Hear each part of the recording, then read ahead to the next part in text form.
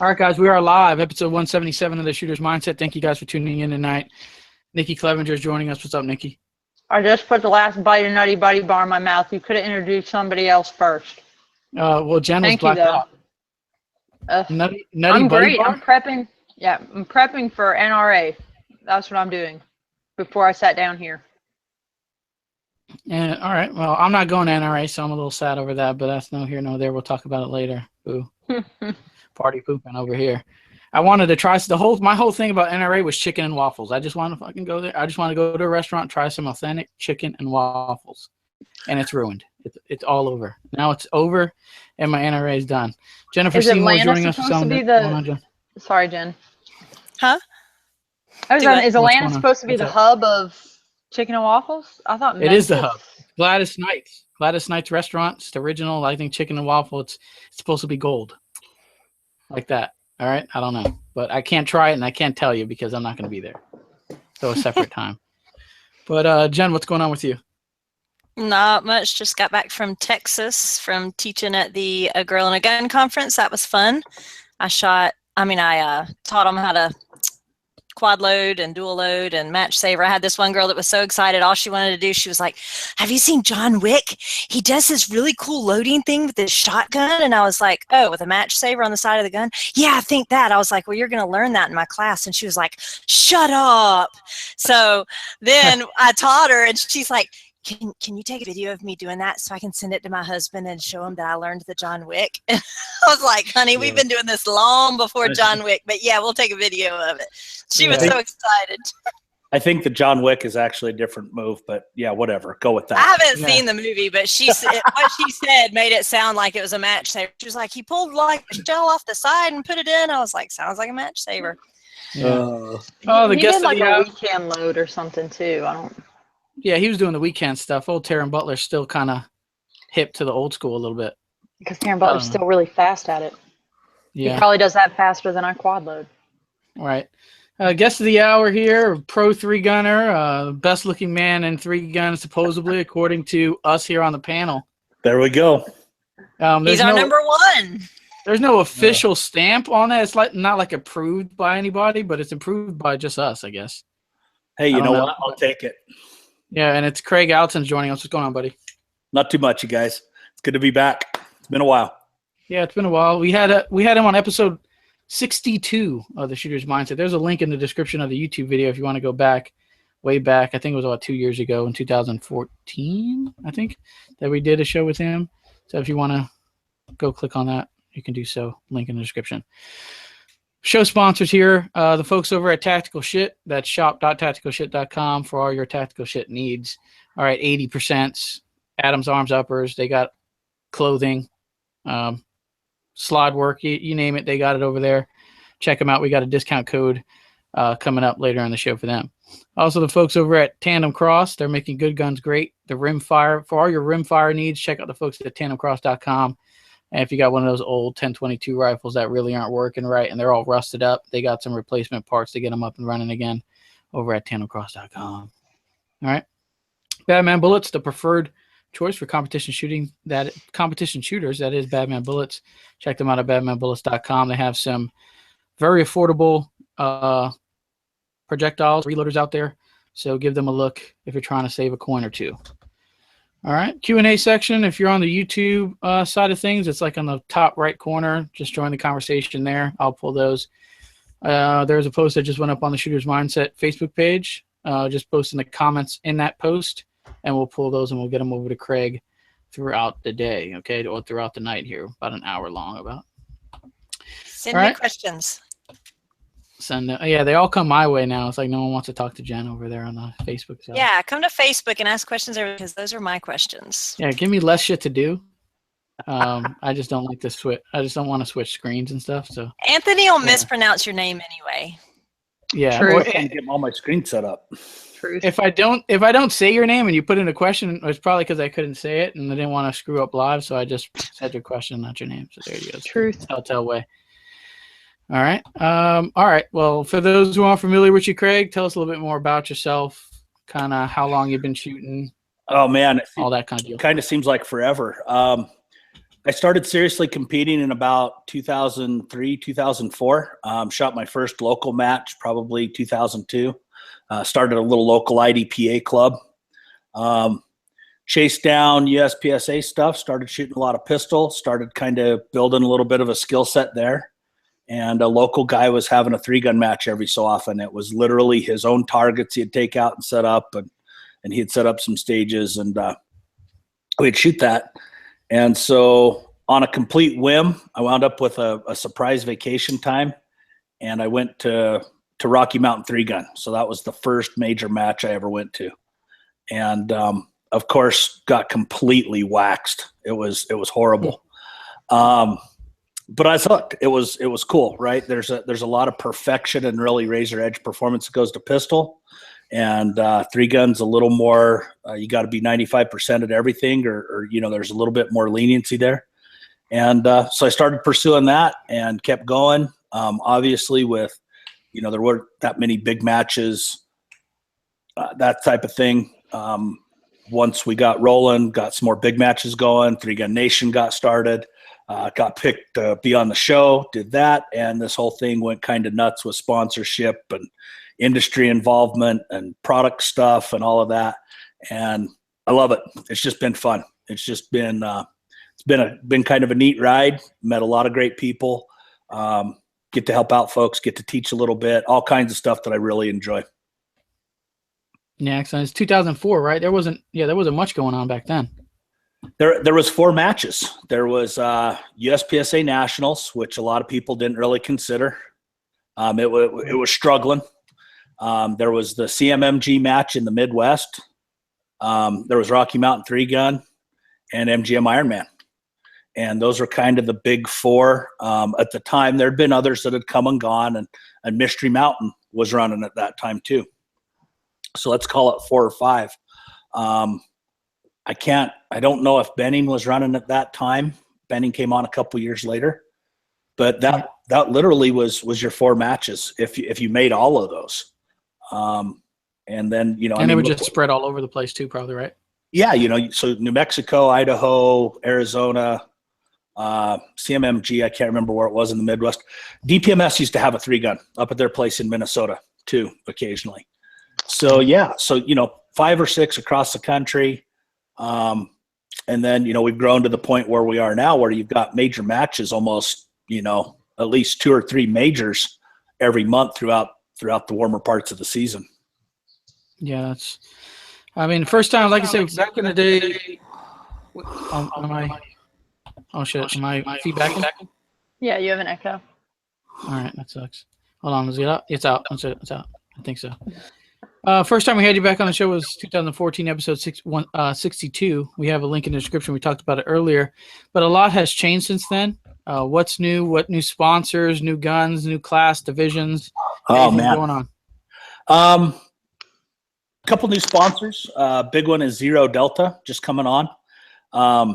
They're a manufacturer primarily of mounts and mounting system solutions. They've got a really good muzzle brake along in their deal. What happened was a guy named Mark Darros, who had done a lot of product design.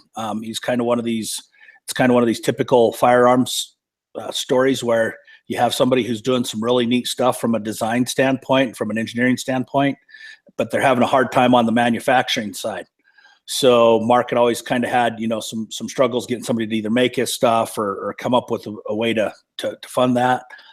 He met some really cool guys down in Texas.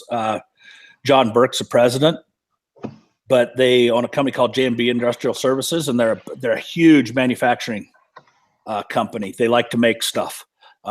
They make pumps for ExxonMobil. They make axles for Mitsubishi Caterpillar. They do all kinds of just awesome machine work, and they like to shoot. And they met Mark, and they liked Mark, and they looked at his products, and they saw how good his products were. And so they did a spin-off company called Zero Delta. And it's a return to zero mount company doing some fantastic stuff. The mounts are bomber. The stuff that's in the works, they've got a Harris bipod conversion. The muzzle brakes are one of the few muzzle brakes that I've tried that are noticeably better than your average muzzle brake. So just kind of neat stuff for them. They're getting rolling this year. They've done some neat things. They're making mounts for Trigicon as an OEM manufacturer for Trigicon. So really kind of starting to get out there and build some good stuff. Trying to think, new since 2014. A lot of my sponsors have stayed the same. I've been really lucky that way. So continuing on with Rainier Arms, John and Ari are so generous with me. And it's such a good relationship. You know, it's almost like good friends. MGM, Travis and Mike and Rhonda and now the whole family.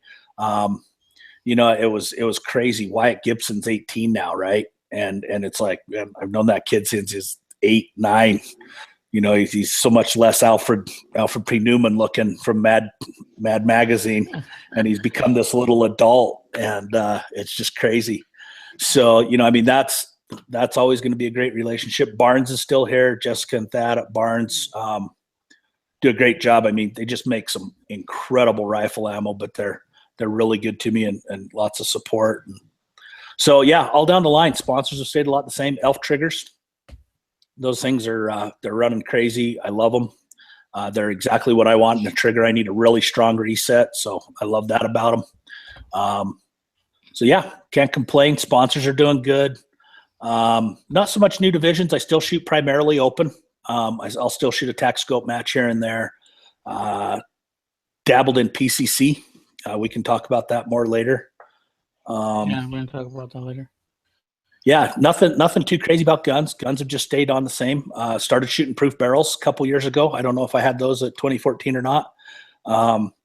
But Greg Hamilton at Proof has just set me up sweet, and so running a proof barrel on my main match gun, and I'm getting a couple proof barrels on the way for a 6.5 Creedmoor gas gun, and another 223 barrel for a gun that's probably going to serve some double duty between being a 3-gun rifle and maybe do the light tactical class at gas gun matches. So depending on the setup there. Yeah, you guys just came back from a gas gun match, right? I think it's you and Travis. So I haven't shot one of the gas gun matches. The MGM one will be my first gas gun match in June. But I did shoot the inaugural National Rifle League match in Idaho. And so I'm starting to try to incorporate some more precision rifle into my schedule, and it's crazy fun. There's a lot of the skill set that kind of helps coming from 3-gun, and then there's some stuff that just crushes me at the same time. Not being able – there is no good enough in precision rifle. 3-gun at distance, we kind of get that's a good enough hold. I'll let one go, see where it's at, and maybe I'll give it another one. There's none of that business in precision rifle. Yeah. Nikki, you're trying to get into that game, right? I am very slower than I got in the 3-gun. So I am taking a class at the end of May that Candace Horner is offering. It's for the gas gun, and it talks about benefiting you in PRS and in 3-gun. So I'm going to see what I can learn from that. I've got picking up an 18-inch chrome line barrel from Criterion at NRA, and going to create a second upper, so I have an upper for 3-gun and an upper for gas gun stuff. We'll see how it goes. Still a lot to learn. It took me a little while longer too, because it's just the gear is different, getting everything that you kind of want set up, how to utilize the gear. It truly is a tough sport. I feel like a new 3-gun shooter asking people what shotgun to use. There's just so you get on a PRS Facebook page and ask a simple question, and it's literally like asking what's the best shotgun to use for 3-gun. You get a million answers. There's I went the easy route. I'm shooting a 6.5 Creedmoor with so it's easy to load for. For other guys, there's good factory ammo out there that for $1 a piece you can have, match grade factory ammo. As always, somebody can make their ammo a little bit better hand loading, but for a shooter, kind of at my level of exposure to it or that mid-pack shooter, it's really about the wind calls. So it took me a long time to realize this, but reloading's for the birds. I If currently have no intentions on reloading. I still got to learn wind calling. I was like, you said reloading, and I'm sitting here like, no.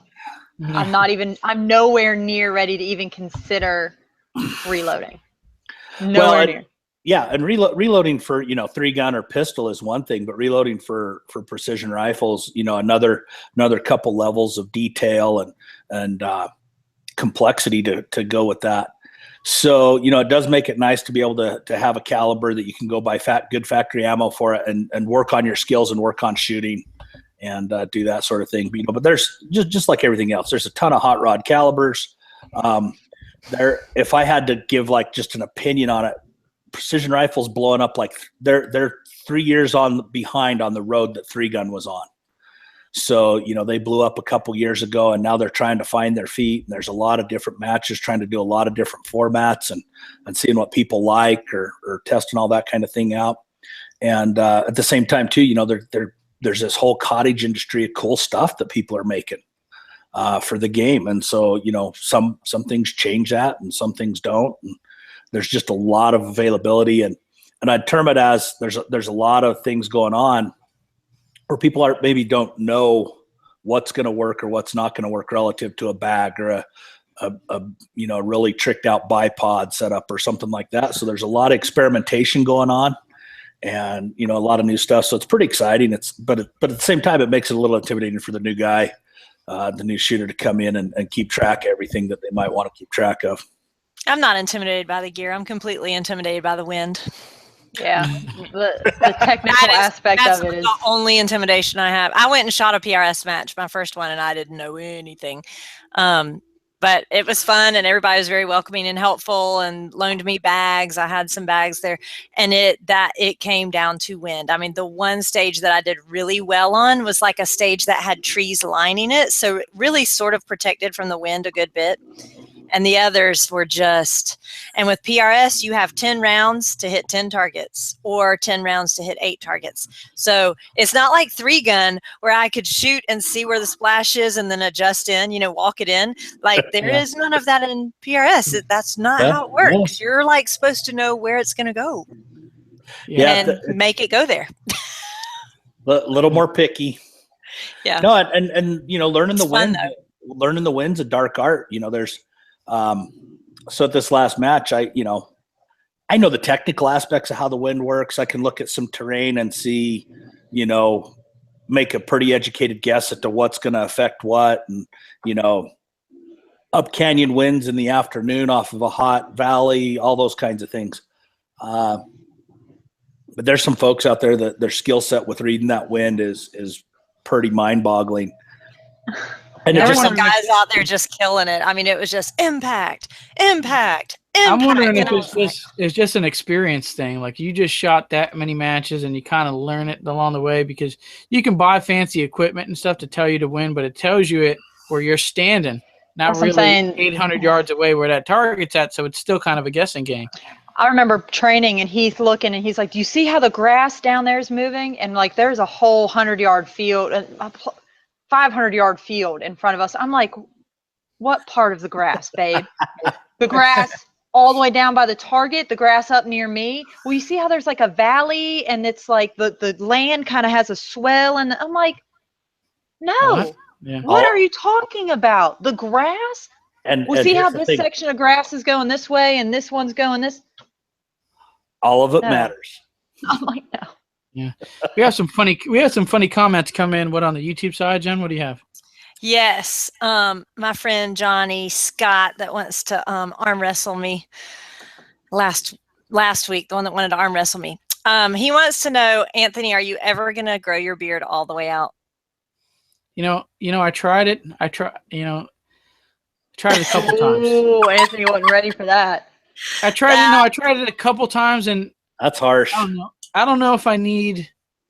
I don't know. There's a secret along the way. It just gets really itchy, and then I have this this really coarse hair, and it'll like stab people. I don't know. Like I start getting stuff in my fingers. I don't know. I can't quite. Then I start looking like a a Middle Eastern person and people start thinking I'm somebody. I don't know. It's just weird. It doesn't really come out that great. I don't know if there's some type of beard oil, magic potion. I need a beard. I don't know. There you go. Help him out. Send him some messages of what's some good beard. I tried it. Beard How oil. he explains it. Let's end this for good, okay? So the reason you grew a beard was you were so busy doing manly things, killing things, finding your food, cutting down trees, that you had no time for grooming. Okay, so the mere fact that you're going to groom a beard is absolute anathema to having one.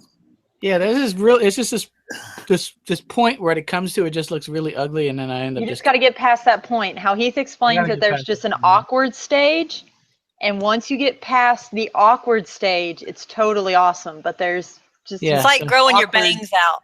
That's as far as I've gone, to that awkward point of it, and then I was like, the hell with it. And then I brought it you down. could just hang in there a little bit longer, Anthony. You'd have been all right. Yeah, I'd have been all right. Well, and he also wants to know, because he has a beard, so he wants to know that can he be a gun bunny even if he doesn't shave his beard?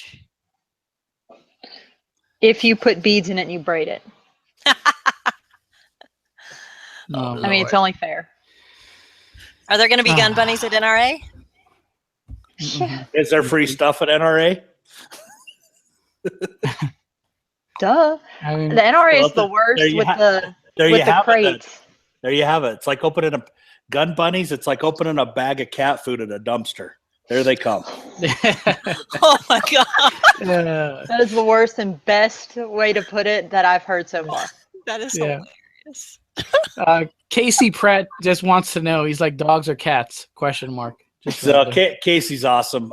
He knows I'm a dog guy, but we've got 2 cats right now. Both Karen and I, we've got crazy schedules, not only with the shooting, but our regular work schedules are pretty crazy. So we've got a couple cats. We've got a dumb one. He's like borderline. He's touched. We'll say that. I don't know if you guys, cats are supposed to be this really graceful creature, right? He falls down walking across a flat floor. And then we've got kind of an old grumpy one. They're both rescues. So yeah, right now we got a couple cats. They're pretty solid. Digging them. There you go, cats. I guess cats win it, kind of, for now, at least. Yeah, we'll have a dog. We'll have a dog when we have more time and we're around the house a little bit more. But the cats take care of themselves, which makes it kind of nice. So yeah, cats are like some of the easiest. Havoc Legion shooting team checking in. Also, King Cavalier says, what length proof barrels are you running on your 3-gun Nation versus your PRS guns? So for the 223 guns, I run 18 inches. Proof does offer a 20-inch barrel if you wanted to do that for your PRS gun. Honestly, at that length, it's probably not going to make a huge difference in your muzzle velocity. And given that the PRS gas gun series is actually limited to 800 yards, you can still get it done with that 18-inch barrel. So I kind of kept it there just simply because I don't have another barrel length to keep track of. I don't have another speed to keep track of as far as ballistics go. For the 6.5 Creedmoor gas gun, it's a 24-inch barrel with a +2 gas length system on it. So that's their new cam gas system. And that 24 inches is, a lot of guys are running a 26 or 28-inch with a bolt gun. But again, with the gas gun series only being 800 yards, you're not really giving up that much, and you're saving quite a bit on the balance of that gun with being just a touch shorter. There you go. Havoc Legion shooting team says, what's Craig's thoughts on pistol only matches and 3-gun? Okay, I don't know if I'm following that. Pistol only matches in 3-gun? Yeah, he says 3-gun Nation is now running single gun. Oh, okay. Sorry. I'm behind the curve. It's actually, what do you mean single pistol and 3-gun? It's not 3-gun if there's not 3 guns. he says pistol only matches. 3-gun just released a video about doing. Any insight into what we can expect, and any more video we didn't talk about? So yeah, as far as whatever. So I'm a big fan. I'll punt. One, I don't know anything about it as far as what 3-gun Nation's plans are, so I can't really comment on that. With respect to organizations holding matches, A lot of folks get all wound around the axle about so-and-so's running this kind of match or so-and-so's running that kind of match. And you know what? We're growing. There's all kinds of new stuff coming around. People want to do different stuff. So if you're a match director and you're willing to put targets on the ground, it's a customer, but this is a free market-based deal. Put on a good match. If you fill it up, keep doing that. And if somebody doesn't like it, don't go to that match that weekend. We've got other matches to go to. So if your thing's really physical, open terrain matches, look for those. If you like speedy, fast bay matches that you can get done with in half a day and take off, that's awesome too. I look at this point now shooting, I really gravitate towards matches that are well run from an organizational standpoint, are easy to register for, still have that good match challenge to them, but some of the other stuff becomes really important to you as you're trying to schedule and distance to travel and all of those kinds of things. So as long as somebody's running a good match and you like it, go shoot it, tear it up. Yeah, I know a lot of people. I heard a lot of bickering back and forth when they announced their 3Gun Nation precision deal. There was a little bit of some butthurt action going. But that's the internet, so it's like any new division that come about, there's always some butthurt action or whatever. So I gotta go with this one, and it came from a buddy. There was hanging out with some guys, kind of high speed guys within the we'll call it the operator community, right? And there was a lot of the I can one up you going on. And at one point, and it was really a relaxed atmosphere where everybody's supposed to just kind of be visiting. And he finally goes, "Look, man, can't we just all be awesome? Aren't we just all awesome? You've done some cool guy shit. I've done some cool guy stuff. Can't we just all be awesome?" And I guess I feel the same way about matches. If 3Gun Nation can put on a good precision rifle type match at whatever venue, if it's Charles at VIR or whatever, and it kind of fits the spirit of being a precision rifle match, and it gets folks out with their rifles, what skin is it off anybody else's back that they did that? And if PRS decides to incorporate some 2-gun stuff into the gas gun series, that's awesome, right? It's all growth, and we got to realize just how small of a community we are as competitive shooting. And rather than trying to divide that up, at least just, if you don't want to do it, don't go. And if the match doesn't fill up and it doesn't succeed, they'll quit doing that. They'll hold matches that people come to. So I think a lot of people get way too spun up and spend too much energy worrying about it. Let it happen. Hell, who knows? Maybe in a year you might be the guy that actually loves the hell out of it because it's something you like to do. Yeah, that's kind of how I feel about it. But the internets, they got to come back. They got to be the last word. The individuation, right? We got to do what I want to do. Well, I can't think of anybody, regardless of their status in the sport, that can make every major match that's a 3-gun match, let alone incorporate, other disciplines into it. So I'm kind of a big fan of just let it go, man. Go find the matches you want to shoot, shoot them, support those people that are doing it. If it's a shooting organization that you agree with and support the hell out of them. But yeah, quit jumping on people for wanting to engage in what we're trying to do. I just want to go shoot. Bingo. That's what I'm saying. I look at a lot of matches and training stuff, If you want to shoot, if I want to be better at pistol, I'm glad that there's pistol matches where I can just go work on pistol. If my ultimate goal is to be good at 3-gun, I need to work on 3 guns. So yeah, I'm going to go shoot pistol matches to get better at pistol for my 3-gun shooting. Yeah, I'm going to go shoot rifle matches to get better at shooting rifle for 3-gun. So just whatever your goal is, just go do that. So I generally don't travel to pistol only matches anymore. But even when I shoot a local pistol match, I like the idea that I've got one gun bag, right? A pistol goes in there, a belt goes in there, and ammo goes in there, and I'm ready to go. And I feel like you're forgetting something. Yeah. So we actually, it was kind of a bigger trip to go to Area 1 where I shot PCC, and it was absolutely nice. The same thing, right? Of course the PCC doesn't fit in the little gun bag, but that's literally what I had. I had some ammo, I had a small stage bag and my rifle case. So it all can be enjoyable if you keep your attitude correct. If I went and shot PCC and I was pissed off because they let open shooters shoot in it, that it's all craziness. Well, that's why I'm excited. I'm excited that there's different things. So when my PCC rifle shows up, I'm glad that the first time I shoot it is not going to have to be at some major PCC division. I can just go to a local match, or just there's a new match here that does strictly PCC. It's just a local monthly PCC match, and I can just go in there, give it a shot. No big names there, nobody to impress, and if I want to take it to Three Gun Nation, I can. Well, and that's just it, right? It's back to, what does it hurt you to shoot a pistol? If it's a pistol match and you're the hot dog local guy at the pistol match, what does it hurt you if I come and shoot a PCC at it? We're not racing for a car, so there's no prize table. The meme always pops up. I did really well at the pistol match, but you shot a rifle deal. Yeah. Kind of deal. And right, and it's like, yeah, we weren't competing with each other. So isn't it easier to just say, hey, let's, and go out to lunch after the match and everybody has a good time, rather than having to break off into these little groups that we get into. And I went to a pistol steel match and shot shotgun. Bingo. Why not? I won that division, that tactical division, because I was the only one that shot shotgun, but I needed to work on shotgun.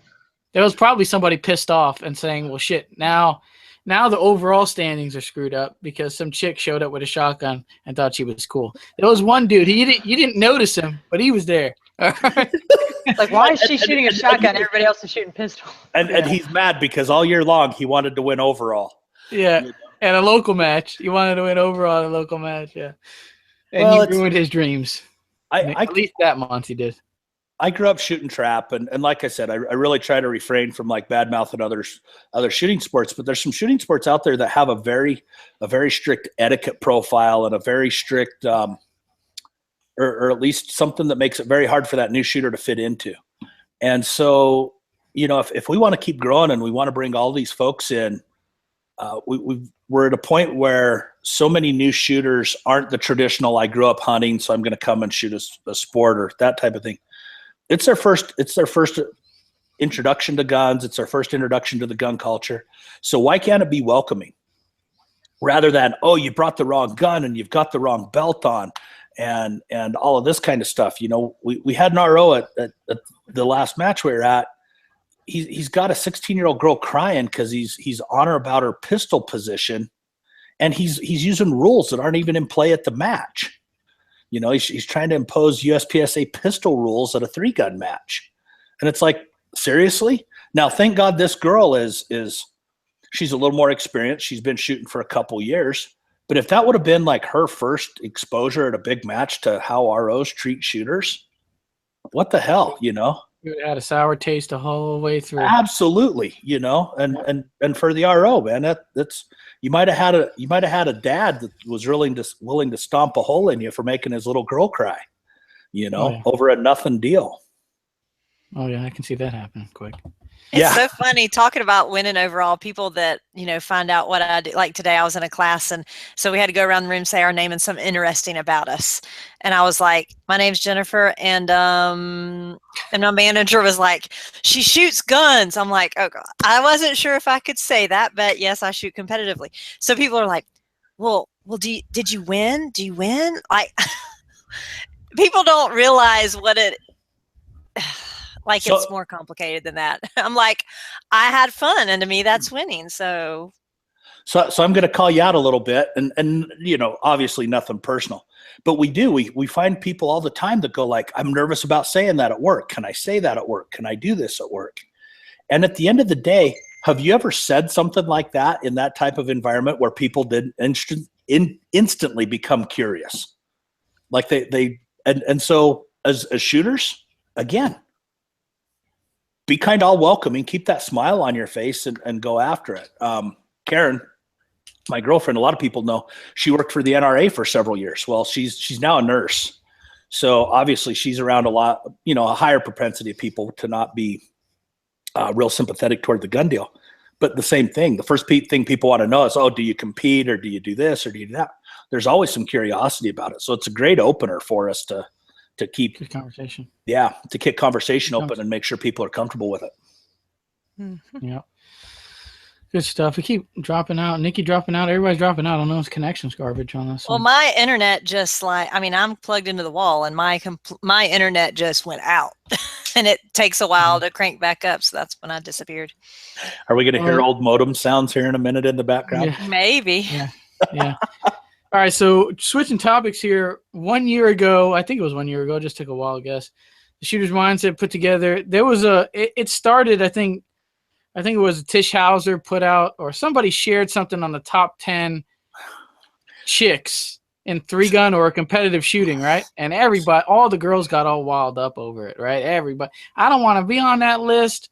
That's, it was a one of those threads that you just sit back with the popcorn and just start liking comments you think are funny. So one of the first, so as soon as Jesse posted that, I sent him a private message and I said, "Oh, you're done doing the accounting for this year's flowers, right?" Because you guys know how the business works for him.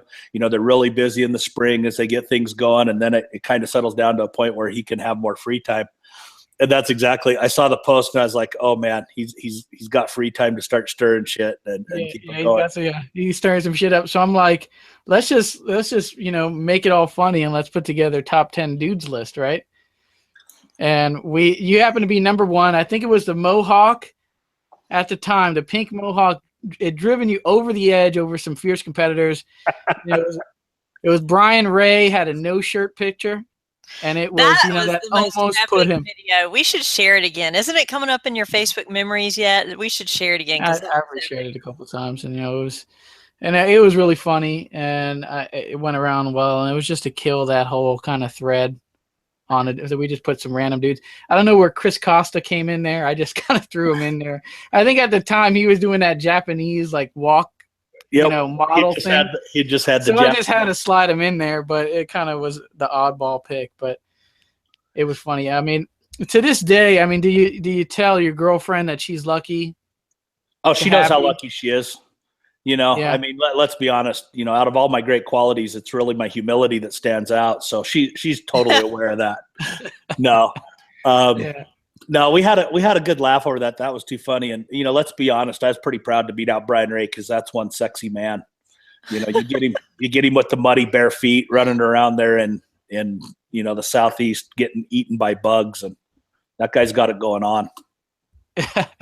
Right on. You just edged him there, and it was I think Jen's vote put you over there or something like that. Well, thank you so much. Yeah, that was so funny. Right. Yeah, go for it. We're gonna go to Discount Corner here. Try to save you $1 or $2. We're a little late on this segment, but whatever. We're always late on things around here.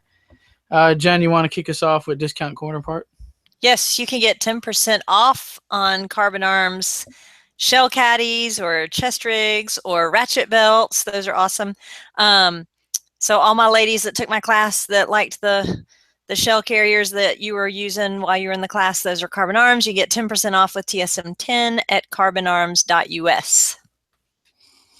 Excellent. I got the folks over at Tactical Shit, shop.tacticalshit.com. TSM10 saves you 10% off anything over on their website. Also, the folks over at Tandem Cross, okay, for your rimfire needs. They also got some centerfire stuff, some Kel-Tec stuff, some Glock stuff. So go over there and take a peek. But if you use code TSM Show saves you 10% off. 10% anything on the website. I don't know if they're any avoided on there, but to my knowledge, it's everything. Also, the folks over at Dewey Rods, DeweyRods.com. TSM15 saves you anything, 15% off anything over on their website also.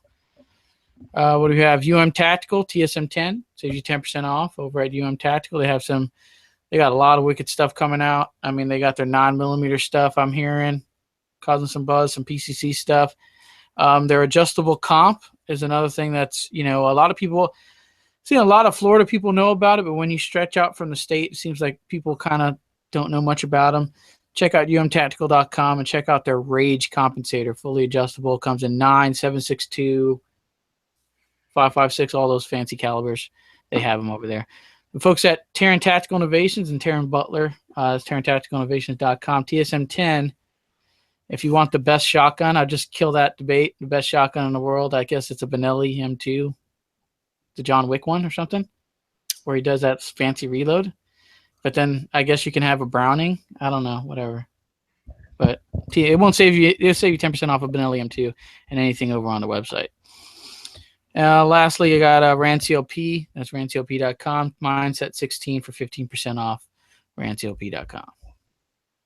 And since Nikki's not with us, we can't use her discount code. But Craig, do you have any on your end? On the fly? Yeah, let's do Next Belt. Next Belt Precise Fit gun belts. Craig 30 gets you 30% off on those. Really nice looking gun belt that doesn't really advertise the whole operator-y feel to it. You know, you can pair them up with a pair of slacks. They're actually a golf belt company that made us a good gun belt. So there's that. Rudy Project, kick me for, the general Rudy Project discount. I can hook you up with that. That ought to get some stirring going on. Yeah.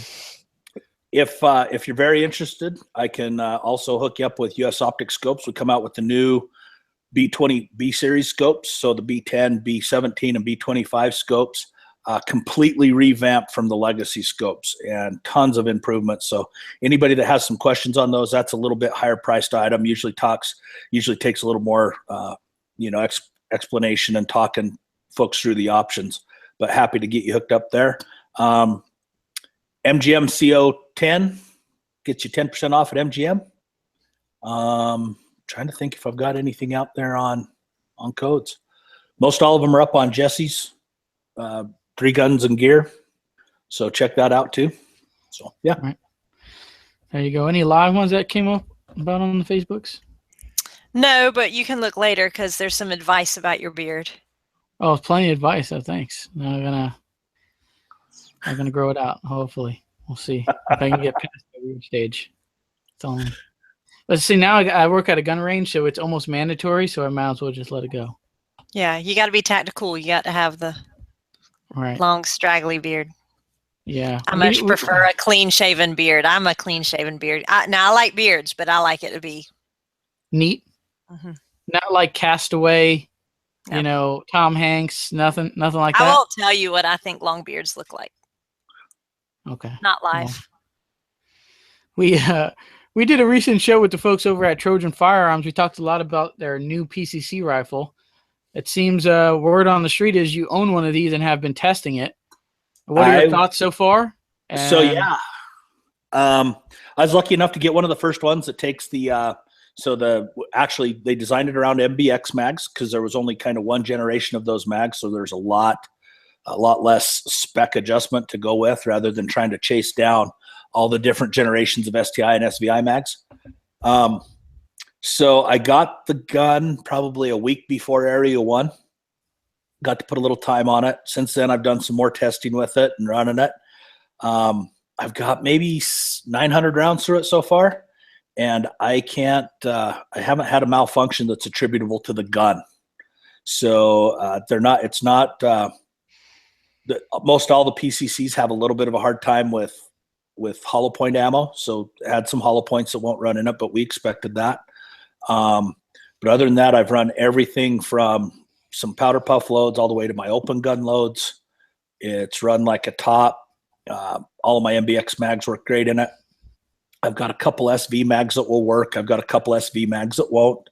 The same with the STI mags. So that's what I can tell people on the mag thing is I actually got that question today on Facebook from a guy who said, hey, I'm having a hard time getting it to run. And I said, well, make sure you test it with an MBX mag. If it runs with the MBX mag, then you can go from there and see whether your STIs or SVIs fit. But it seems to be much more finicky on the SV STI side. What I think about it is man, it's a good setup, and I really got to give Steve and Arnold and those guys a lot of credit for being patient enough to solve some problems. One of the big problems with all of the PCCs was there's just this little fraction of time where that round is completely uncontrolled. It's not going in the chamber yet, and it hasn't really been seated under the extractor yet. And I've got another PCC that's it's an older Rock River upper, and it's one of Lone Wolf's lowers. It runs it's probably 99%, 99.5%. And once in a while, it'll just have this unexplained malfunction, and there's really no rhyme or reason. It doesn't equate to magazines. It doesn't equate to some other issues. And I think that's really where that problem kind of lied, is there's that little time in there. So they built a little feed ramp for theirs. They did a lot of testing before they rushed to market with it, and I think that's to their credit. PCC's blown up in the last year, and I think there's a lot. There's still a lot we don't know about bolt speed, loads, bolt weight, buffer systems, all of those kinds of things. Everybody's starting to narrow it down, but it's pretty hard to get legitimate information when you got one guy saying, well, mine does this, and not saying anybody's lying about it or anything like that. It's just everybody's perception of what their gun does. And then it's a sample of one. It's so hard to say all of those kinds of things. So there's just a lot to learn in the PCC realm. But as far as the gun goes, dude, I'm loving it. It's been really good with several triggers that I've tried in it. So really just trying to do some testing with an actual production piece to see where we're at. And so my next thing up is I'm waiting for some ammo to get made and be able to test some different buffer systems, buffer springs. So far, I'm really liking a Blitzkrieg hydraulic buffer with it. That seems to be working really well. But at Three Gun Nationals, ran into Adrian from MBX, and he's just releasing his new buffer system. And I was able to shoot that, and dude, it was pretty slick too. So there's getting to be some more options out there for PCC shooters, and I think there's nowhere to go but better. And so it's kind of an exciting deal right there. Of course, I was beating on Adrian because initially I didn't think it would be that big a deal to be shortcut with some rounds compared to the Glock guys. Everybody's coupled mags and they've got 50, 60 rounds on board. And Area 1 was a little bit probably biased with its stage design to high round count stages, but man, it ate my lunch I was doing a mag change everywhere compared with guys who are doing 0 mag changes. So I had to hit Adrian up like, make me a big long one. I want a long mag. So yeah. Anyway. We got Mini Uzi just throwing in some rhymes, and I'm probably going to mess it up. He says, yes, yo, don't stop TSM going to rock the spot. So just random comments here. I'm just reading off. Cool. Casey Pratt says, open shotgun. I know the answer, but say it again. So haven't been on the front end of developing box fed shotguns. We talked about this last show. I've come to a new theory. You just have to commit to open with the shotgun of your choice that's not going to run very well, and you have to stick with it. No, you can't bail out and shoot a TAC Ops match, but you got to stick with it for 3 years and just exercise the demons out of it. My box fed guns right now from Firebird, they run like tops. I've got to feed them. They're a little particular with ammo, but as long as I feed them what they want, they shoot great. They run great. All of that kind of stuff. But, there's been a few guys that have jumped into open the last couple years. I'm sure Kalani won't mind me telling you kind of his story, but every once in a while he's like, yeah, my gun's running great. And then the next call's like, oh man, I'm talking him off the ledge because the gun's not running. And he's like, what's the answer? And I'm like, dude, it is what it is. You got to fight through it. So Casey knows the answer. He, you can get an X-Rail and suffer X-Rail problems, or you can get a box fed gun and suffer some box fed problems. And both of them eventually work themselves out, but it takes a really dedicated effort on your part to figure them out, tune them, and keep up on them from a maintenance ammo perspective. Boom! There you go. We have one serious question now. Yes. So, are we echoing now? Yeah. Or is it just my end? So Johnny Scott says, what can I do in my area to help grow the sport? It seems tough getting people to break through that nervousness and finally get them to shoot their first match, like to get them to just come in. Once we get them there, they're addicted. It's like, giving them their first hit. So, there's all the old cliches, right? There's a million reasons not to do something. There's always a million reasons not to. I'll tell you guys this story because it happened. It was a couple 3 years ago at SHOT Show. So is everybody familiar with Jeremy Horn from MMA fame? old school MMA guy. Tons, man. He fought tons of times. He's a stud. He's local here in Salt Lake. He does a lot of training. Almost all the top guys come up here and do elevation training with him and stuff like that. He's just absolutely a stud. And one of the booths I was hanging out in and shot, he was hanging out and very nondescript. He's not dressed up, no affliction shirt on, no stitchy pocket jeans, anything like that. He's just kind of got a pair of sweats on and hanging out. And I recognized him and introduced myself, and we started chatting a little bit. And he expressed that, yeah, he was kind of wanting to shoot some matches. I was like, well, just come out and shoot, man. It's, you got to get out and shoot. And it was too funny because here's this guy who is, as far as athletes go, he's a world-class athlete, bar none. And but he had a lot of the same concerns as everybody does with respect to, I don't want to go out my first time and embarrass myself. I don't want to, make mistakes and all of that. And I looked at him and I go, well, yeah, I'm thinking of getting in shape. So I kind of want to come to the gym. And he's like, well, come on down. And I was like, he owns, obviously he owns a gym here in town. And he's like, well, come on. And I was like, yeah, I want to get in better shape first. I don't want to get embarrassed. And he just looked at me and was like, and really, so on a serious note, the only thing I'd tell him is, be polite, be supportive, all of that, but call those folks out. It was my first match one day. It was your first match one day. It's going to be their first match one day.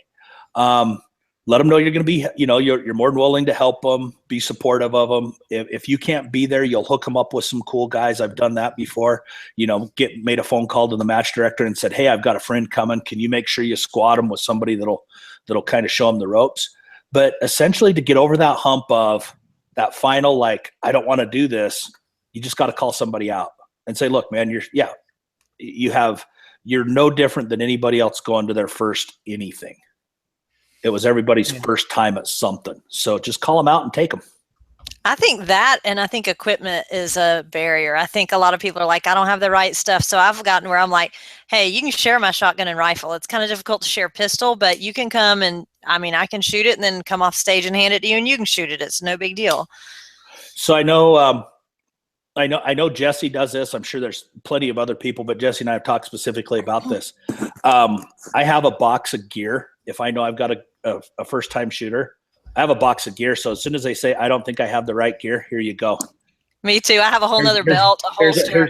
Here's a box of shit. Here's a rifle. Here's a shotgun. There's a Glock in there. So if you'll bring ammo, you have no excuses. So there's some other stuff you can do to take away their excuses, or to comfort that. But really, at the end of the day, you just got to make it, help them make that decision that it's the first time jumping off the high dive, right? Well, I don't want to hurt. Well, it's going to be stingy. You're going to be embarrassed. You're going to screw up. It's your first match. I look back to one of the first pistol matches I went to, and I mean, it was horrible, from a performance standpoint, it was horrible. And, but that's how you learn. And that's really, at the end of the day, that's really kind of what's going down is just getting somebody to get on this path of learning. There isn't anything that any of us haven't done and that anything we don't still do. Nick, you were saying something earlier about like, you still want to lay your gun down on the wrong table.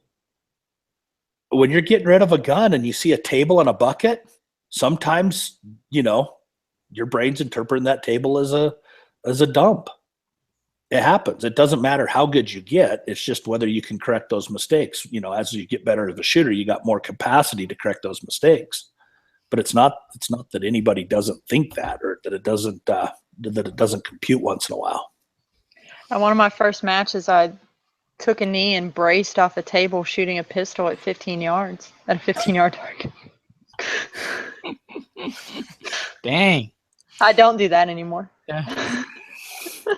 I even posted a picture of it about a month or two ago too. I don't know why. It was with a pistol, right? Yeah, with a pistol. Yeah. And back to it. So what? Right? Yeah. I mean, if I was having a bad day and I really needed to, I probably would do it again. Honestly, I would be dishonest if there wasn't a time where between a couple buddies, you're like, hey, did you see what that one guy did the other day? Something like that. But But honestly, when you go to a match and you think about the people who need to be corrected or quote fixed, generally they're kind of an experienced shooter who's making mistakes they're a little bit arrogant about, and sometimes it's a safety issue, something like that. But I've never felt the need to like go to a new shooter and say, hey, you're screwing up and you're an embarrassment to the sport. Hell no. You know? Well, I also usually have 265 pounds behind me that says you're not going to say crap to me.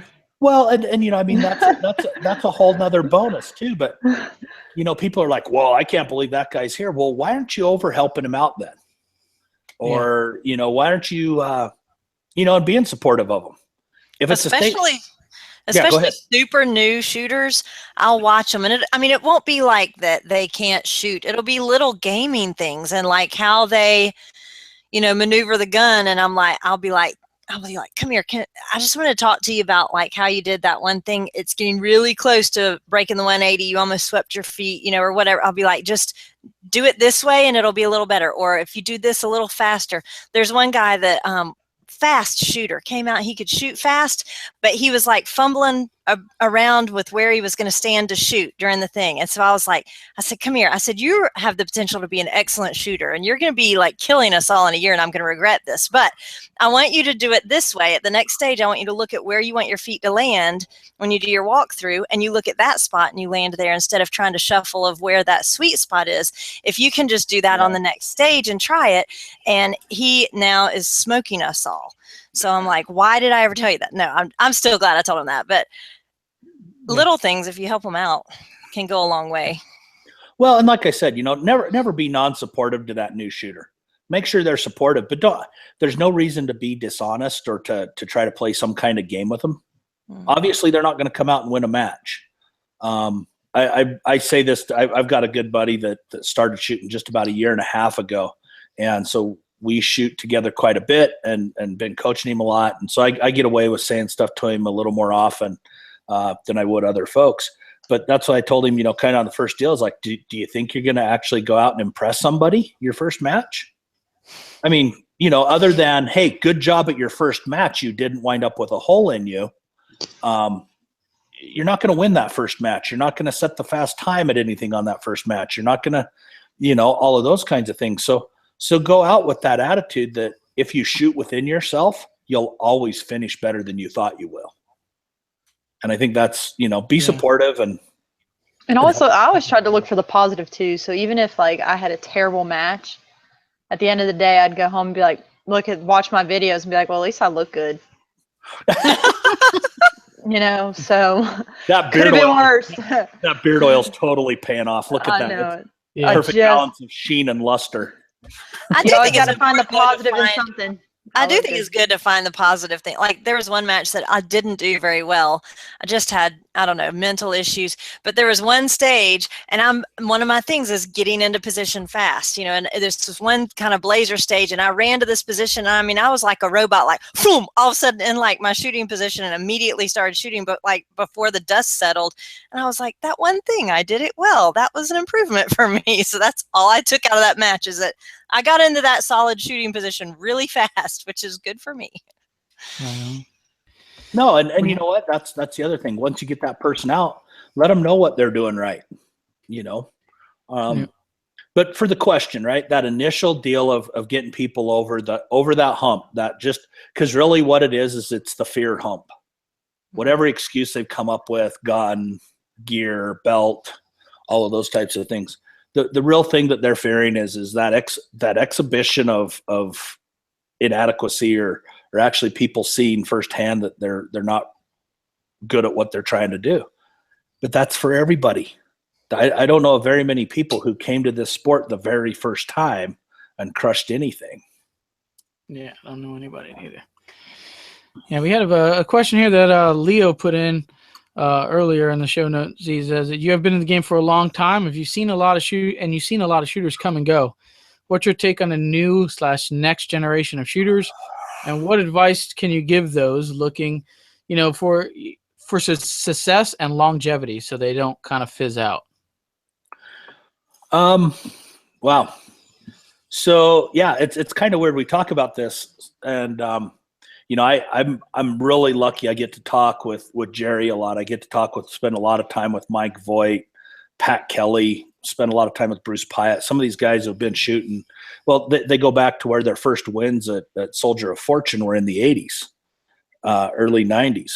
And so it's sometimes when I hear that, hey, you've been at this for a long time, it's hard. It's relative.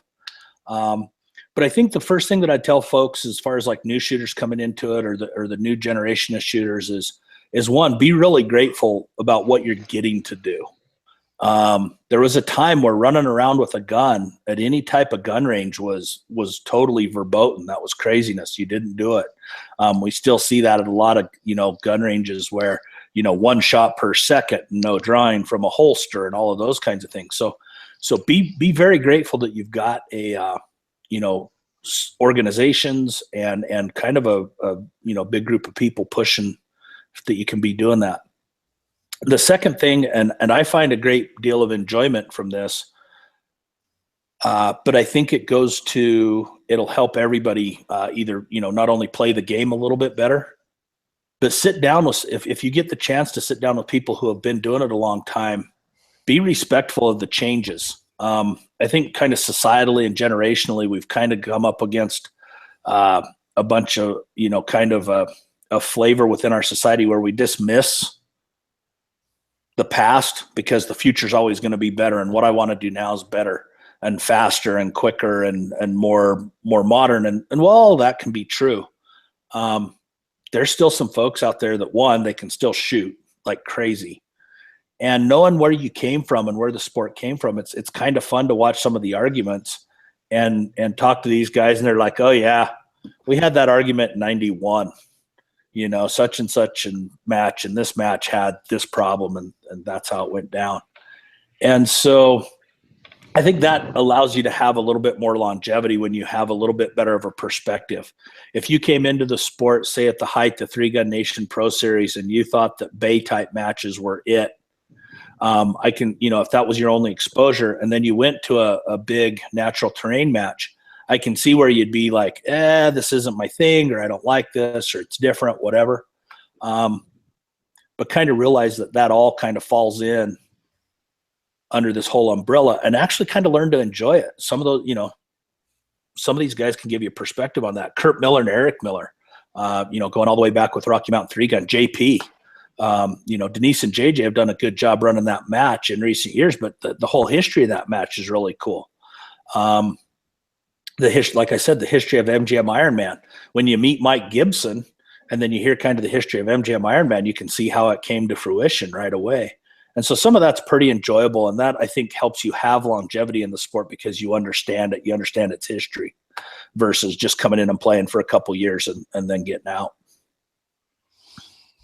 Right on. Yeah. I mean, what's your take on these new shooters? I mean, and they're tearing it up. Like you mentioned, Wyatt Gibson. I mean, I watched the show, The Big Gun. What was it? The Big Gun? And that kid, I was like, honestly, I never seen the kid shoot or anything. I just watched that show and I'm like, where did this kid come from? And he's shredding, and he's making it look easy out there. Yeah. Nobody likes it. Yeah, no one likes that. You've been shooting the game. You got into it when you were like 25. This kid's like 9, 10 years old, beating grown men now, or however old he is, or I'm sure he started that young. Yeah, no. And Wyatt's kind of, you can call him lucky or whatever, but the fact of the matter is Wyatt has worked his ass off for the last couple years, like literally training wise, practice wise. He's making the time in his schedule to go out and put in training time. So often we go to the range and we don't really have a training plan, or we don't really get to work. We're working on gun setups or something on the side of that. But he's really put that time in. I love seeing these guys who are faster, who are better, who are putting all this practice time into shooting well. I mean, how can you not? That's what this is honest. I would argue that this is one of the rawest forms of competition you can find because there's no team to this. It's your gear. It's you. It's a timer. It's your ammo.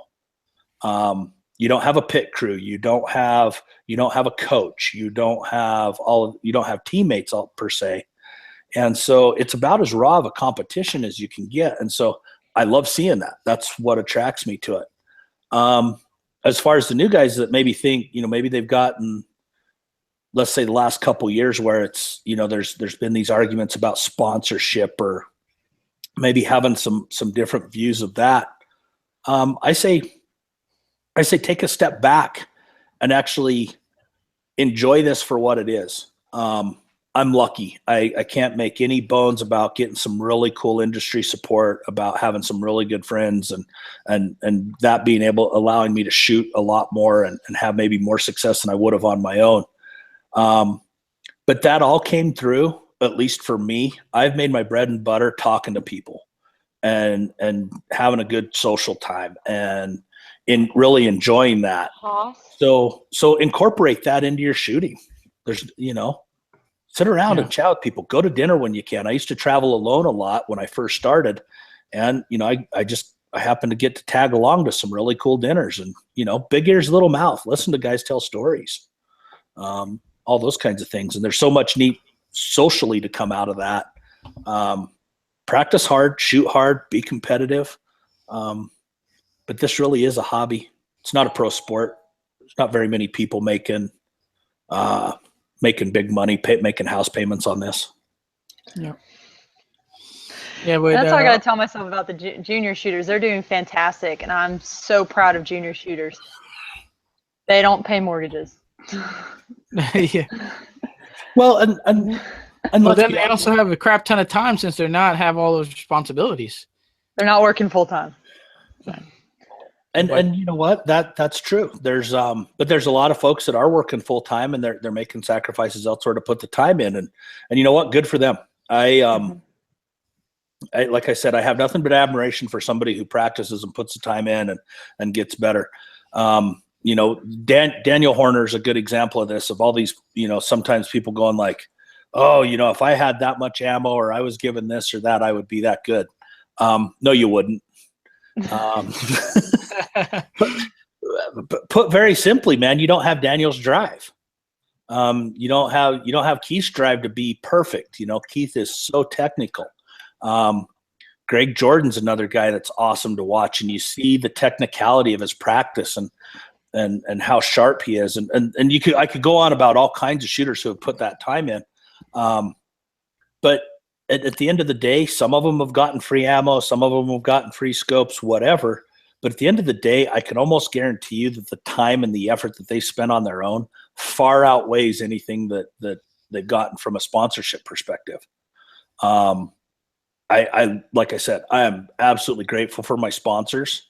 But honestly, there's a lot of time, to do it right, to be helpful to your sponsors. There's a lot of time and effort put into that. And, I think everybody kind of needs to know that and recognize it and realize that it's fun. Nothing's really it's a free. Hobby. No, dude, there's even nothing. If you get that, nothing free. Even if you get that, whatever, you get a nice US optic scope, man. That thing's, 2,500 bones. That's awesome. I want a free scope like that. How can I get a sponsor? Well, it's not free. That $2,500 scope costs you a lot of time, a lot of social media posts, a lot of, getting emails back and forth, and hey, this is what I like, this is what I think.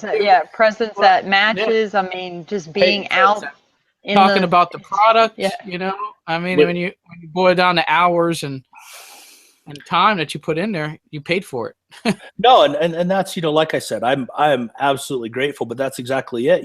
There might be a match where shit goes sideways and you want nothing more than to kind of crawl into a cocoon and be an asshole. But as soon as somebody walks up and says, hey man, what scope are you running? It's not even an option. It's not even an option to not be welcoming and warm and talkative and explain things, at least not for me. And I know of so many guys that are that same way. They'll carry a spare of something so someone can use it. And we're incredibly lucky to get the support we do, but it's all relative. And so if you want a performance level, there's a practice that comes behind that. And so anybody that's out there performing, my hat's off to you, because I know firsthand exactly how many hours are spent tuning gear, mounting scopes, unmounting scopes, testing ammo, to say nothing of the actual practice. My house is full of stuff. My girlfriend's awesome about, right now I look over, there's parts on our dining room table. There's a damn banner hung on our living room wall right now. Hope I get points for that, Ari and John. No, but she's tolerant of all kinds of stuff. There's always a gun part laying around. I'm always futzing with something. We're watching a movie and I'm remounting something, or I'm playing with something new, or talking to somebody on the internet, or answering questions. And I love it. Don't mean to give the wrong impression at all, but it does take time. And so anybody who's doing that, my hat's off to you. And any of the new shooters that think they want that, try to do better than everybody else. Rather than thinking somebody owes you something because you're shooting, try to do a better job of being that marketer. Try to do a better job of being that representative. Try to be a better job being that brand ambassador. And all of us can learn from that. And so if you know where things come from and you try to do a better job with it, all the better. Then we all grow. Yeah, I think recognizing the sacrifices, like you're saying, with gun parts everywhere. If I wanted to hang out with my husband when we were just boyfriend, girlfriend, I had to go to matches and watch him, because when he was working patrol, he only had every other weekend off. And when he was off on those weekends, he wanted to shoot on those Saturdays. Yep. I had to go too if I really wanted to spend time with them. And now people come over and they're like, what are all these orange dots on your walls? And people are like, some people are like, man, my wife would never let me put orange dots all over your walls. Well, your wife is also not training like you are, but we don't have kids running around either. So I do. And we're trying to sell our house. And my son just said tonight, he said, Mom, you left a dry fire target on that picture and we showed the house like that. I'm like, Oh man. Whoops. They're probably like, who are these crazy people? They're shooting stuff. They're shooting their own walls at targets and stuff. Yeah. Yeah. No, I need my own. My wife always says I need my own room for all the shit that I got. Because then I start bringing in rifles. The other day I brought in like three, 4 rifles at a time out of my trunk. I just brought them in straight up like this. And she's like, why don't you have a case for all this stuff? I'm like, I have too many rifles, not enough cases. All right, so we can't afford I was cases, out of cases. I was out of them. The other rifles are in the case. I just bringing them in like this. All right, just act like they're not coming in. Just don't I'm trying to scare the neighbors. Yeah, and she's like, well, the neighbors are gonna see you with all these guns. I'm like, no, they're not. But whatever. For social media, when I go on my front porch, because I have a pretty front porch, so I'll go out there with my guns and like lay them across the front porch and take pictures. And my kids are just like, Mom, oh my God, the whole neighborhood is going to like think we're weird. He laid out in the front yard a towel to dry brass in the sunshine. Our mailman probably thought we were crazy. There's just a bunch of empty brass laying on a towel on the walkway to the front of the house. So I was getting ready for a night match, and I didn't do this on purpose. I was just way behind schedule. So I'm literally about 3 o'clock in the morning mounting up some lasers and trying to get them zeroed. And I'm like, okay, I don't really have a target to walk off or whatever. So obviously I know where my scope zeroed at. So I picked a distance and I knew what the reticle on my scope would be zeroed. And I'm using the siding on a neighbor's house to dial in the laser. And which is cool, right? I got the garage darked out. Nobody can see anything. There's just a green laser in the neighborhood. And at 3 in the morning. 3 in the morning.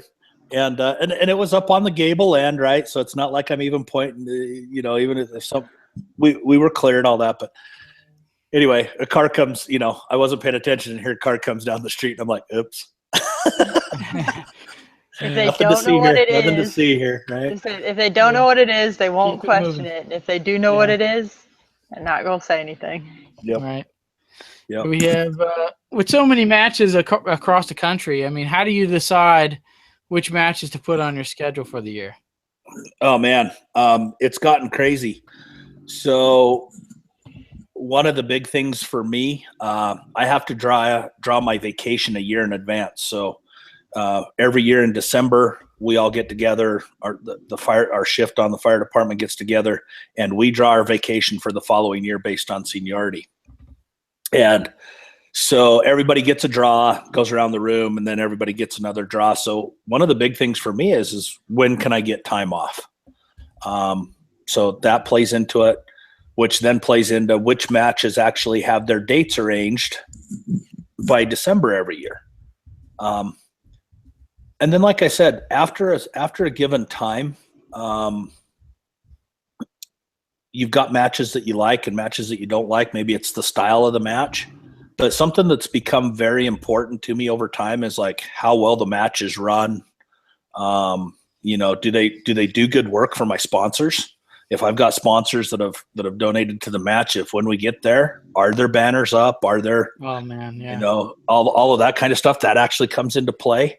Yeah, that was one match that I know one of my sponsors donated whatever crap ton of stuff, and I shot the match and it was Yep. And I didn't see a single banner, and I'm like, well, and no announcement. I mean, at least put a little effort, like at least in a match brief, or like, hey, this stage 3 sponsored by Rainier Arms or whatever. Like, give it at least something if you're not gonna have a banner up. I mean, crap. I mean, then they start begging, for sponsors and emailing everybody, and then they don't put the effort in.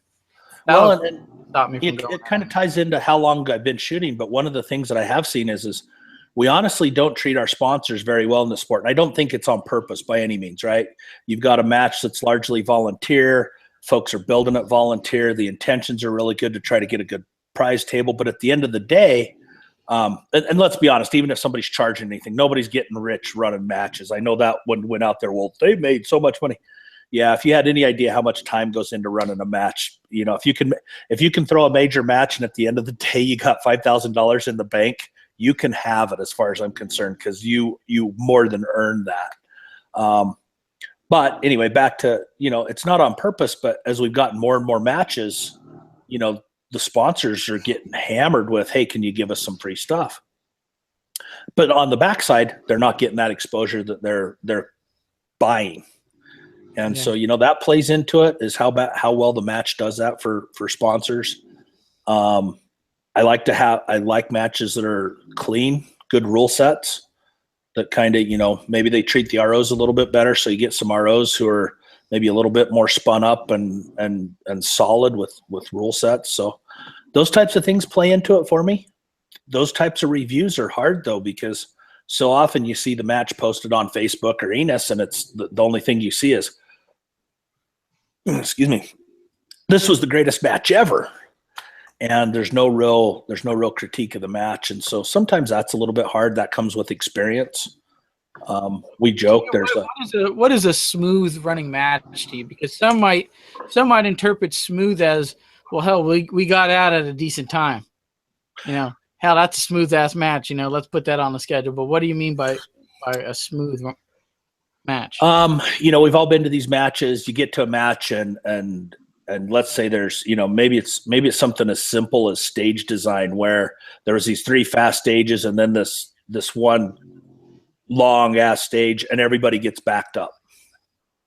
Right. So, yeah. So there's not a problem running anybody, but it wasn't laid out very well. Right. And so there's this big backup. Or you go to a match and maybe it's maybe the match director, stage designer, range, whatever, doesn't have quite the experience designing stages, and there's that stage that just goes completely sideways and it winds up getting thrown out, or there's all kinds of controversy over it or anything like that. The ones get thrown out are always the ones I did the best on. Well, and yeah, sometimes it's like, that. Oh man. Sometimes it's not. I'm a big fat dude. I have, there's times where if you're gonna make the match all about sliding through little tubes underground, I can't fix that. You've got to give me a chance to do what I can do. I'm not opposed to physical challenges or anything like that, but if you're gonna have a short port, maybe give me an opportunity to lean or something that costs me just as much time, or certain things like that. Same thing could go. Scott McGregor and I joke about it all the time. Well, we'll have a big boy match. All the walls will be this high. Hey, now, some of us can't see over that wall. That's exactly my point. Some of us can't squat that low. So, I think those kind of matches that kind of look at it as keeping it a shooting challenge, focusing on the shooting challenge, and keeping it in a middle level. There's a place that's had some matches, and their guy designing the matches is a little squirty dude, and he loves doing exactly all of that. And okay, fine, it's your match. I'm coming to it. I know what's in. I know what's in store. But at the same time, is that really indicative of the shooting challenge that's going on? So yeah, just a good clean match that way. Does the match start on time? Do I have a round count? My God, if I'm traveling, if you're flying or traveling, is the route, do I have to dig through 28 pages of posts on an internet forum to find the round count out of the match? Or did you do a decent job of telling me how many rounds I need to get there and things like that? All of those things kind of play into it, because those are even the bigger hangups. Is there a place to stay? Oh yeah. Rocky Mountain 3-Gun is probably one of the neatest matches to go to from a scenery perspective. But my God, Raton, New Mexico is horrid. The last time I went, the best place to eat was a Birdo's in a gas station. By a good measure. There was a Subway, and Gary Pullen I was traveling with him, and he's like, "Hey man, can we go get a Subway tonight? And I'm going to put it in the cooler so I have a sandwich tomorrow." Because you're even 30 miles outside of town to shoot. And we go into the Subway, and there's this lady who's working there, has her 3-year-old kid, and he's running back and forth on the counter in bare feet. And it's the little dirty kid, right? It's a little dirty trailer park kid with these little just feet that are black. And he's, and it's like, seriously, that's the best thing you're gonna find. I'd have bought some packs of crackers, and that would have been what I ate. Oh, I didn't. I'm like, I'm going to Birdo's. It's Mexican it's Mexican food in a gas station, which normally is it ranks. It's just a little bit better than gas station sushi, but it was honestly the best that Raton has to offer. And over the years, it's gone back and forth. But so something as simple as that can play into a match. The beauty of it is with all the matches we've got, you got a lot of choices. And for me, I can fill a match schedule with probably picking driving matches. Saying a 12-hour limit on driving, I can make a lot of matches and still be able to drive and take all your gear with you and stuff like that. Important to me is a bathroom. So I don't want to have to use a tree. It's more difficult for me to have to take everything off and squat. Bingo. Went to kind of a semi-local PRS match, and they had one porta potty, and even with just the 40, 50 people of a single day kind of local deal, right? That thing by 10 o'clock in the morning was done. So y'all know that men in the morning after they eat their breakfast. Let's not go gender specific on bathroom habits. Come on now. I have seen it at matches, because I'm going to throw a name out there. Heath Clevenger is one of them. I cannot tell you how many times I'm like, go to the bathroom before we leave the house. You just threw him under the bus. And we'll stop at a Bojangles halfway to the match. Like, say the match is 2 hours away, an hour in, we'll stop at a Bojangles. I guarantee you, as soon as we get to the match, he's like, all right, go ahead and start loading magazines. I'll be back. Hey, here's the deal. All right. Well, all of that, we can't even go down the gender. I used to work in a bar. And I would rather go into any bathroom that was used by 100 guys before I went into a bathroom that was used by 5 women. That is true. Me too. Drunk women. And Five drunk women, you're right. 5 drunk women. You guys are horrible. And sometimes in a bar, I'll go to the men's bathroom for that very reason. The worst it usually gets is to piss all over the floor on the you know what I mean? It's not the only one that has a chance is the first one that hovers. Everybody else is screwed after that. Yeah, so, exactly. Oh, no, but exactly that, right? That's drunk girls have no balance, so they can't hover. That's where you get. That's part of having a good match. Is are there creature comforts? Is there easy parking? Are we? Is there a decent place? Do they have a good food truck that comes and so you have some match food, or all of those kinds of things kind of play into. And the more I've shot, the more and more some of the niceties come into play on whether you go back to that match or not. I can relate a lot to this. Pete Rensing, as far as stage designs, I love Pete Rensing stages. They're always well thought out. There's a reason for everything that's done. I realize that a lot of shooters, maybe their skill set doesn't allow them to always recognize how well a stage may be designed, but that's something that plays into my matrix as well is, good stage design and a reasonable challenge. So Pete's surefire match at the end of the year, it's amazing. He does every flavor of 3-gun in one match, 16 stages, and you get everything from little fast bay matches, bay stages to kind of an Ironman, huge round count, distance stage to some USPSA, 3-gun national stuff to open terrain match type stuff. And he does a really good job of balancing all that. So, stage design comes into there.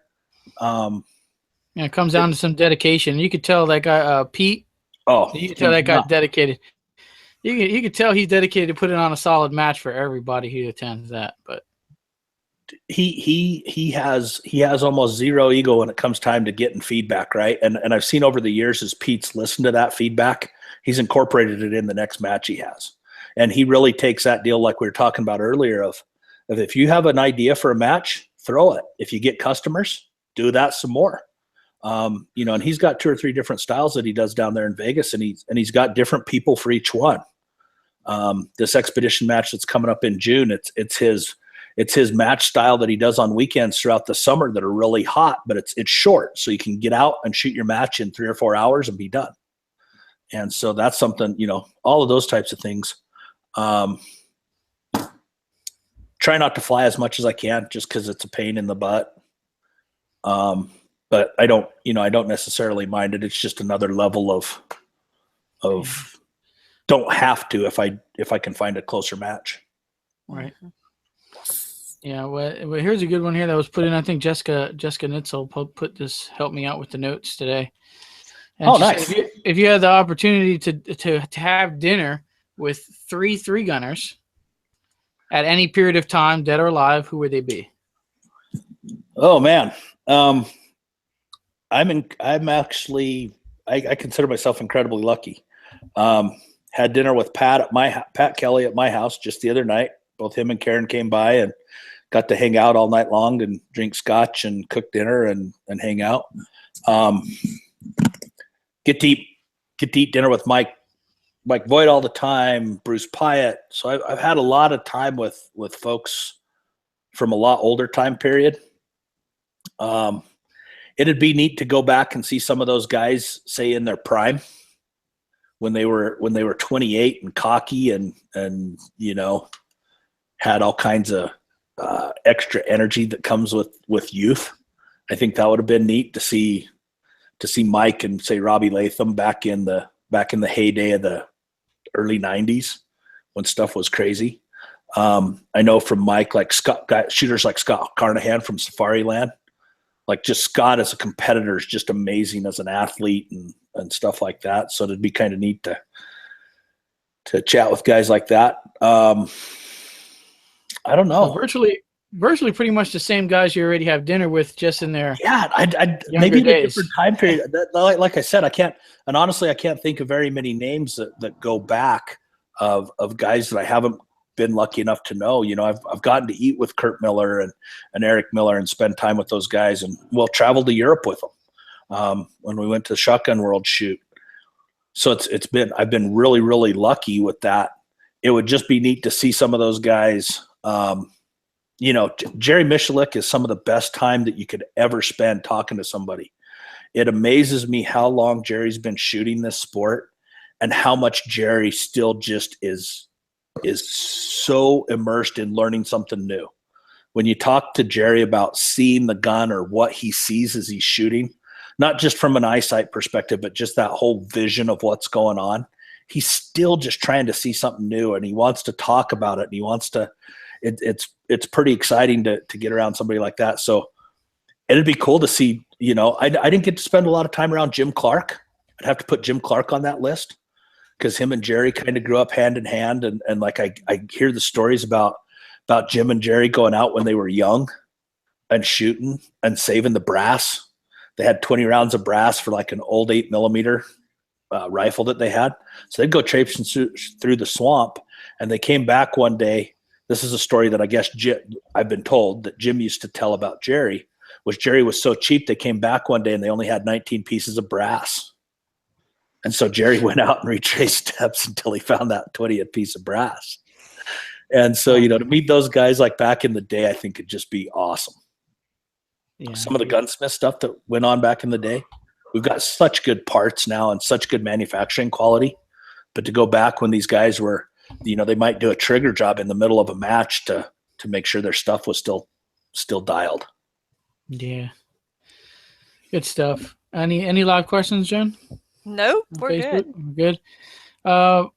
We talked a little bit about these with Scott McGregor when we had him on a few weeks ago, but we all got a pair. I think we all got a pair of the new Howard Light bolts. I did the Impact Sport bolt. I did an article on it on the shootersmindset.com if you guys go over there and care to read. Just kind of not a review of them because I don't even think the lettering's right on them. They're still a prototype and they wanted just some feedback on them. But now I use them all the time on the range. And Craig, you got a set for yourself. What are your thoughts on these bolts from Howard Light?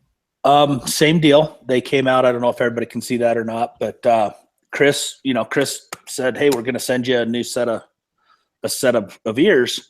And he was actually kind of quiet about it as far as telling us any of the specs or anything like that. You know, he says, "I just want to hear some feedback."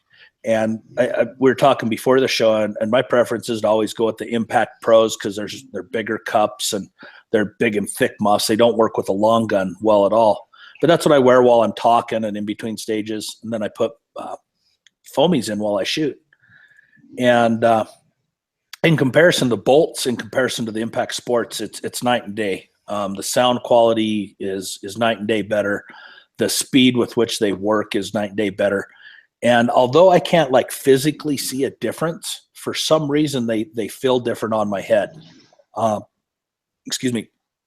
And I haven't measured it, but I think the ear cup size is a little bit larger than the Impact Sports. So didn't get as much pressure on the side of your head with where your glasses sit. So they're better in every way. Their price point's going to be a little bit higher than the Impact Sport. The Impact Sport's still going to be phenomenal as far as, you know, a new shooter, an occasional shooter getting in the sport, but I'm loving them so far. Yeah. Some suggestions from comments from that article where some folks really want the gel cups. And I know some gentlemen from Howard Light they're talking about it. I talked to Chris about it. You know, they know of the gel cups. It just, the noise reduction goes away when you put gel cups in there. So maybe a side offering for separate cups to purchase. I don't know.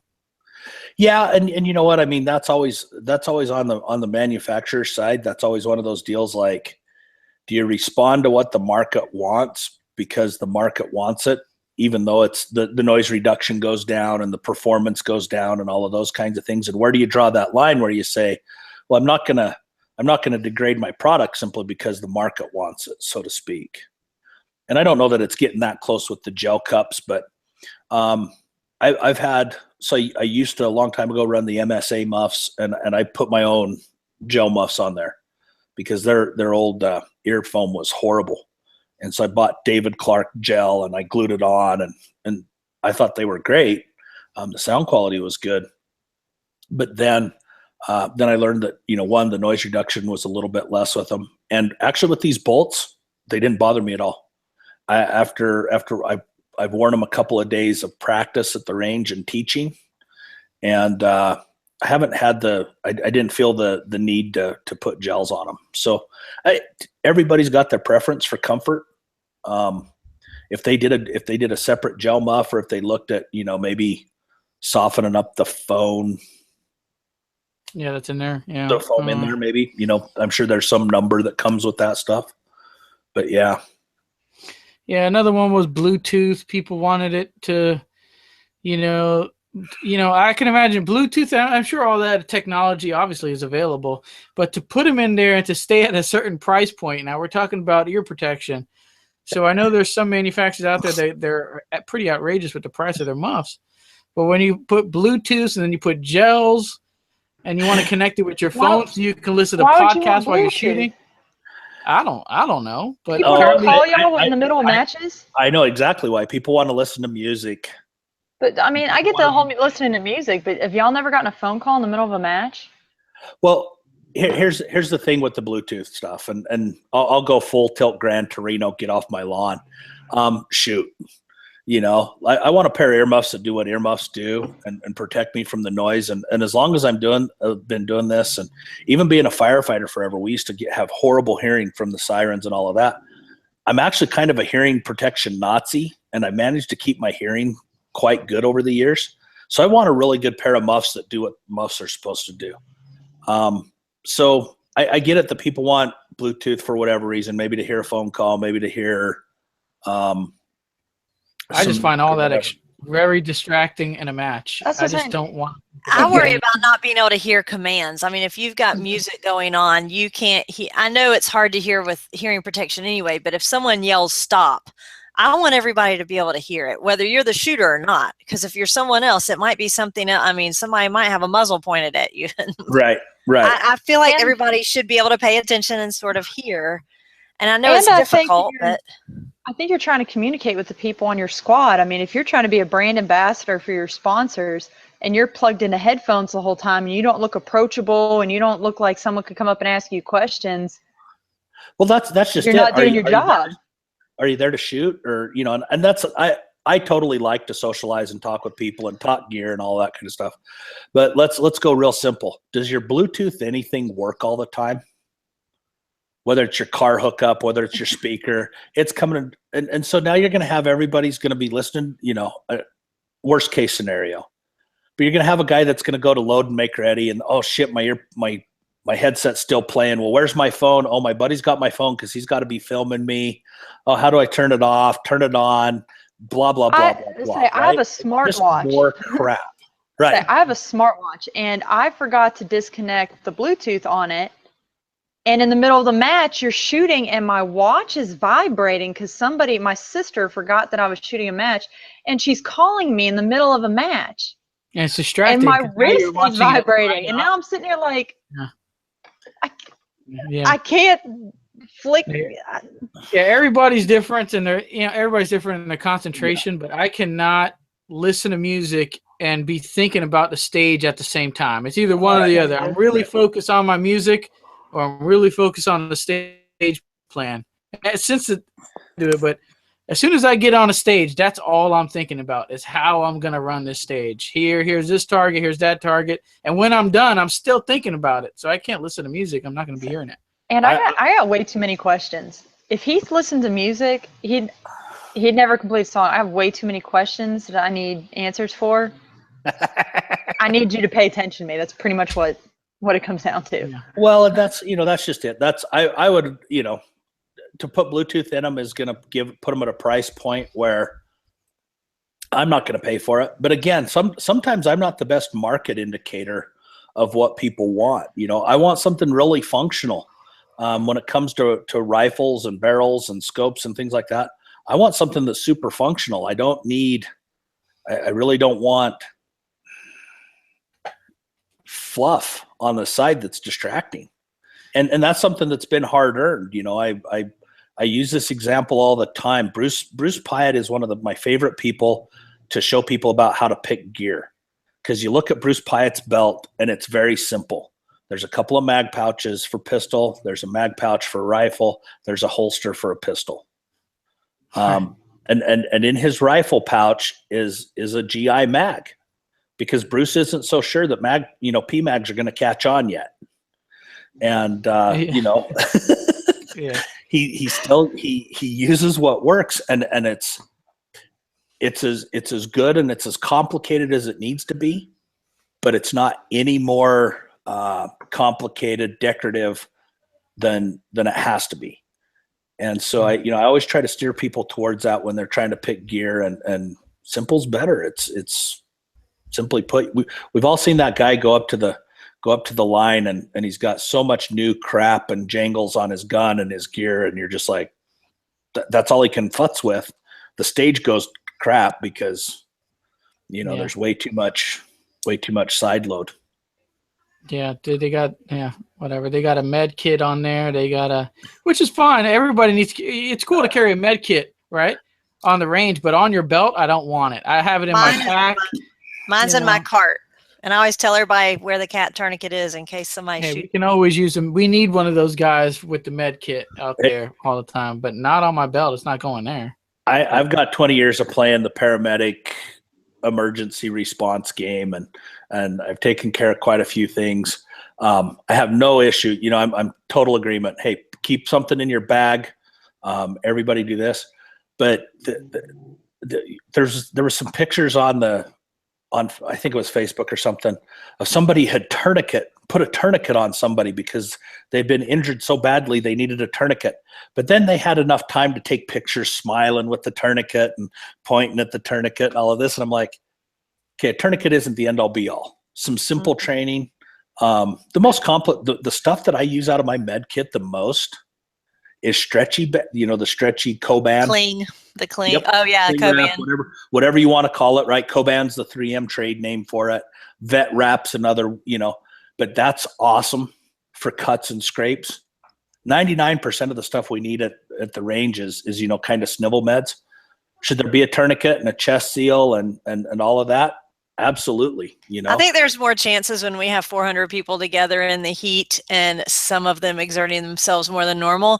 I think there is more chance of a cardiac arrest than a gunshot wound, personally. How many are nurse? And so same, right? The two things that I've had as close to anybody actually having bad shit happen to him was actually had a guy had an MI at the range. We got him transported. He passed 3 days later, but that was exactly it. It was like an August match. And catching some of those things, right? Some hydration issues and all of that.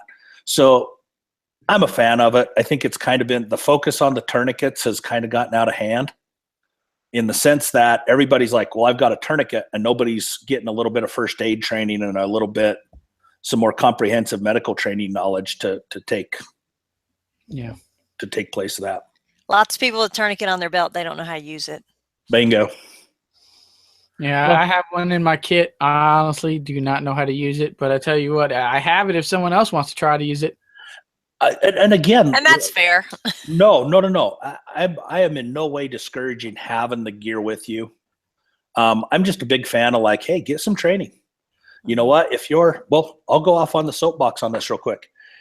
For my local clubs, I've written a little emergency response plan. It doesn't have to be complicated, but what is the plan? Who is going to call? What's your location? What are your grid coordinates if you need a helicopter, or what's the transport? I can't think of a range that I've been to that's been on a road with an address ever. So does the local emergency crews know where the range is located, or do you have to have some, give them a grid coordinate, give them a location, a dirt road turn off, it's behind here, over there type of instruction stuff. Some of those simple things are actually what's really important about it. And knowing who's going to meet the ambulance and who's going down to the bed. Yeah, I mean, it's bingo. Who's actually responsible for calling 911? So they don't. We had an incident at a match, and there was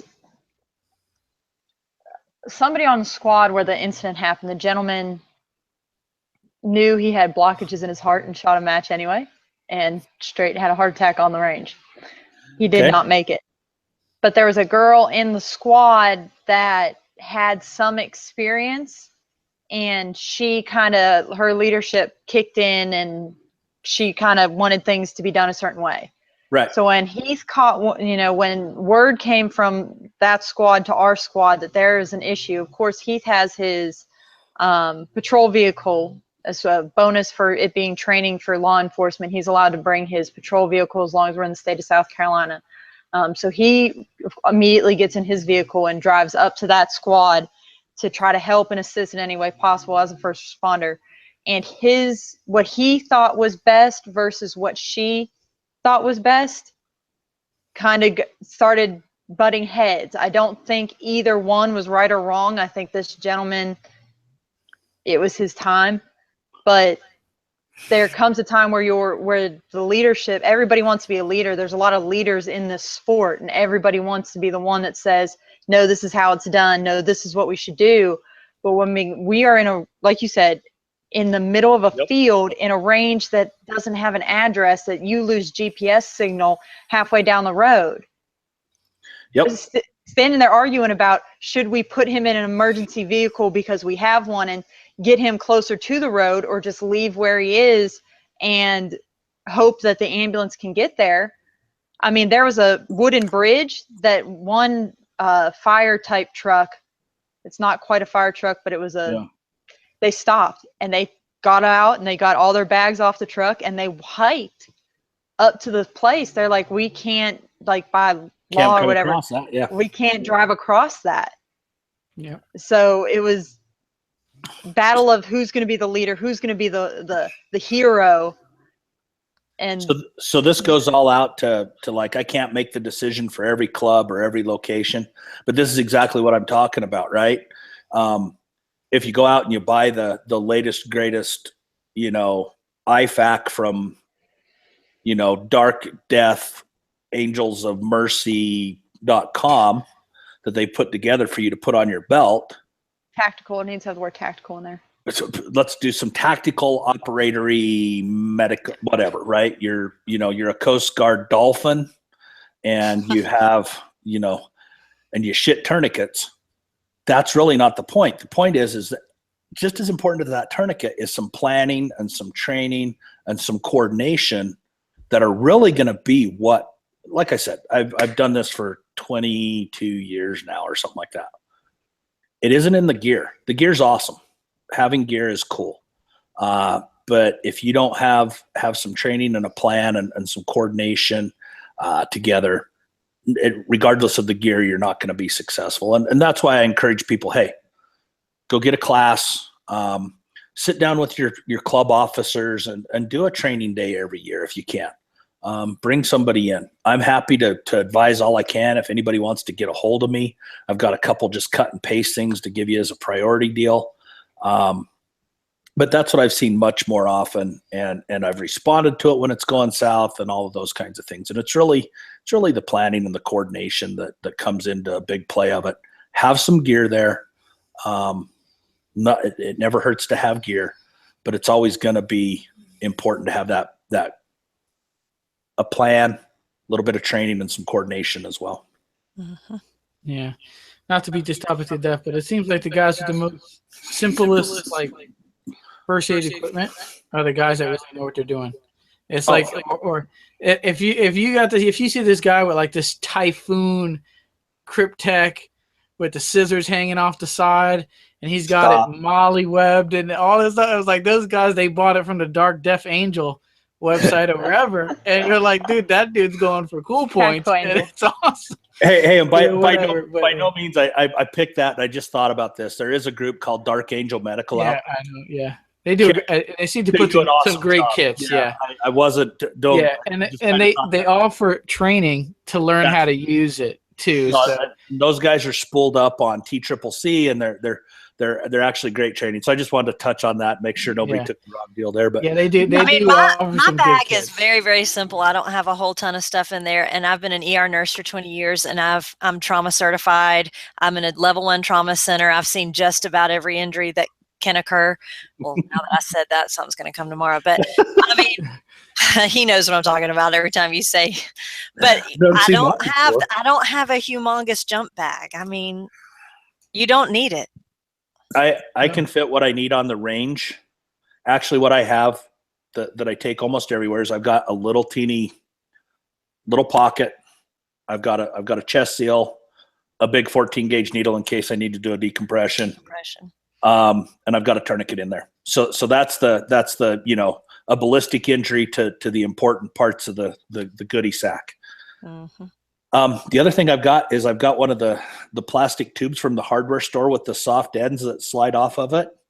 And so it's kind of rigid to keep your tape from getting all mashed up. And in that's where I have like 3 or 4 different kinds of tape, Transport, some Coban, and all of that stuff. And that gets, and I keep a bunch of I keep a couple tubes of super glue in there.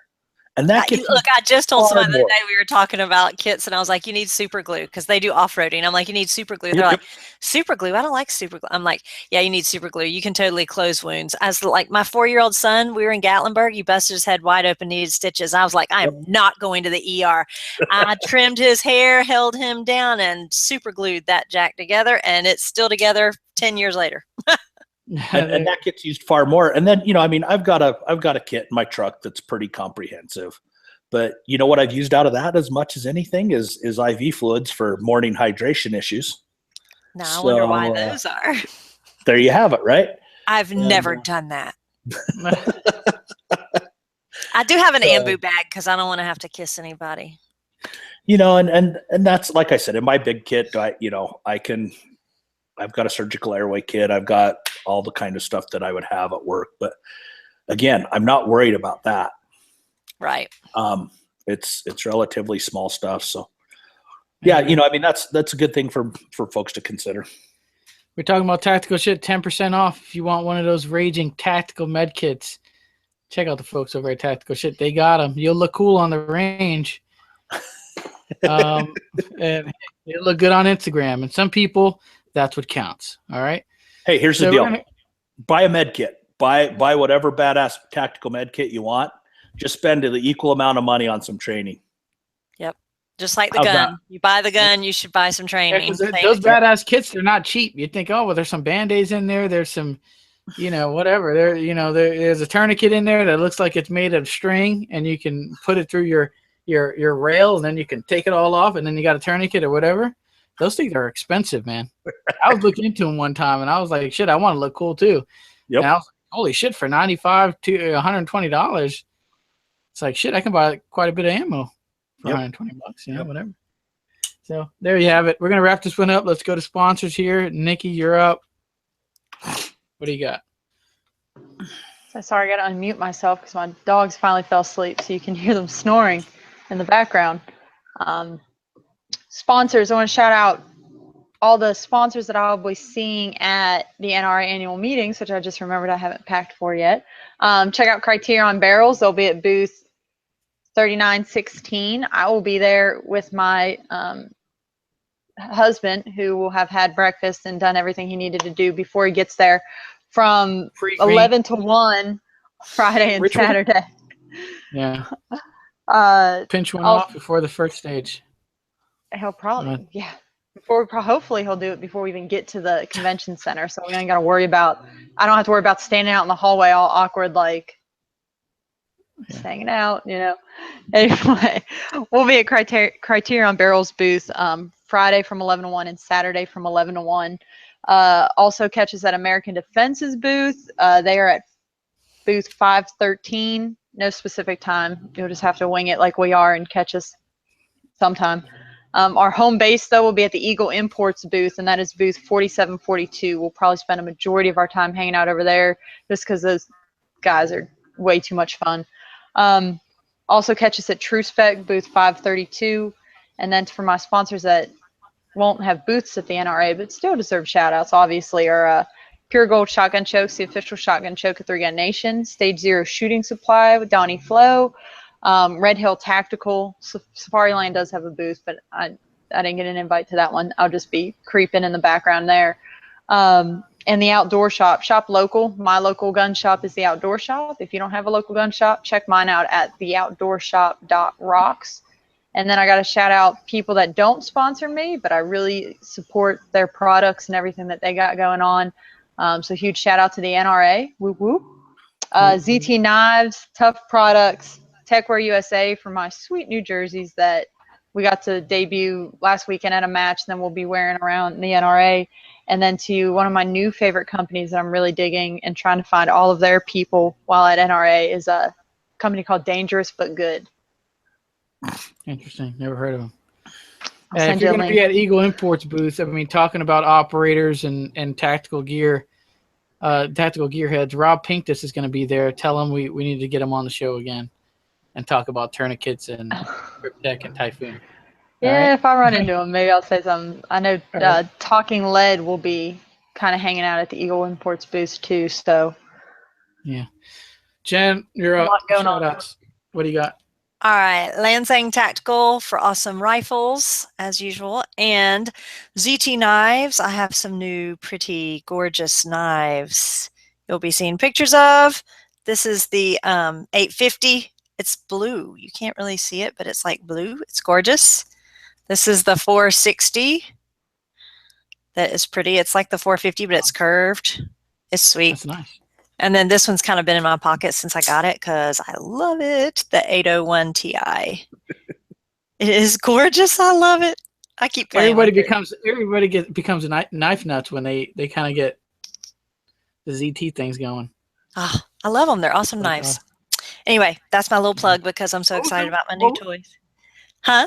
Easter egg hunt thing. I heard nothing of it. How were you supposed to win that? Mine. You had to go find the egg, and it had stuff in it. I don't know who found mine because nobody ever said anything on social media, but it was gone like within hours because I had people going and looking for it, and it was gone. I hid it in the James Brown statue. Yeah, someone probably random found it, like a little 3-year-old, like, ooh, Easter egg. With dirty feet walking on a subway countertop. Probably. And they got a whole bunch of goodies that they don't even know anything about. They were just like, oh, somebody cool. got some ZT stuff.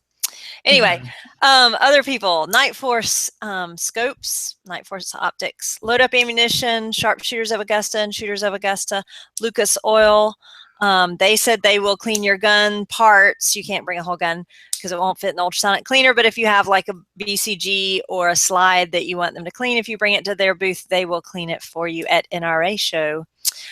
Proper for awesome pants and bags, Carbon Arms, Samson Manufacturing, and tacticallife.net.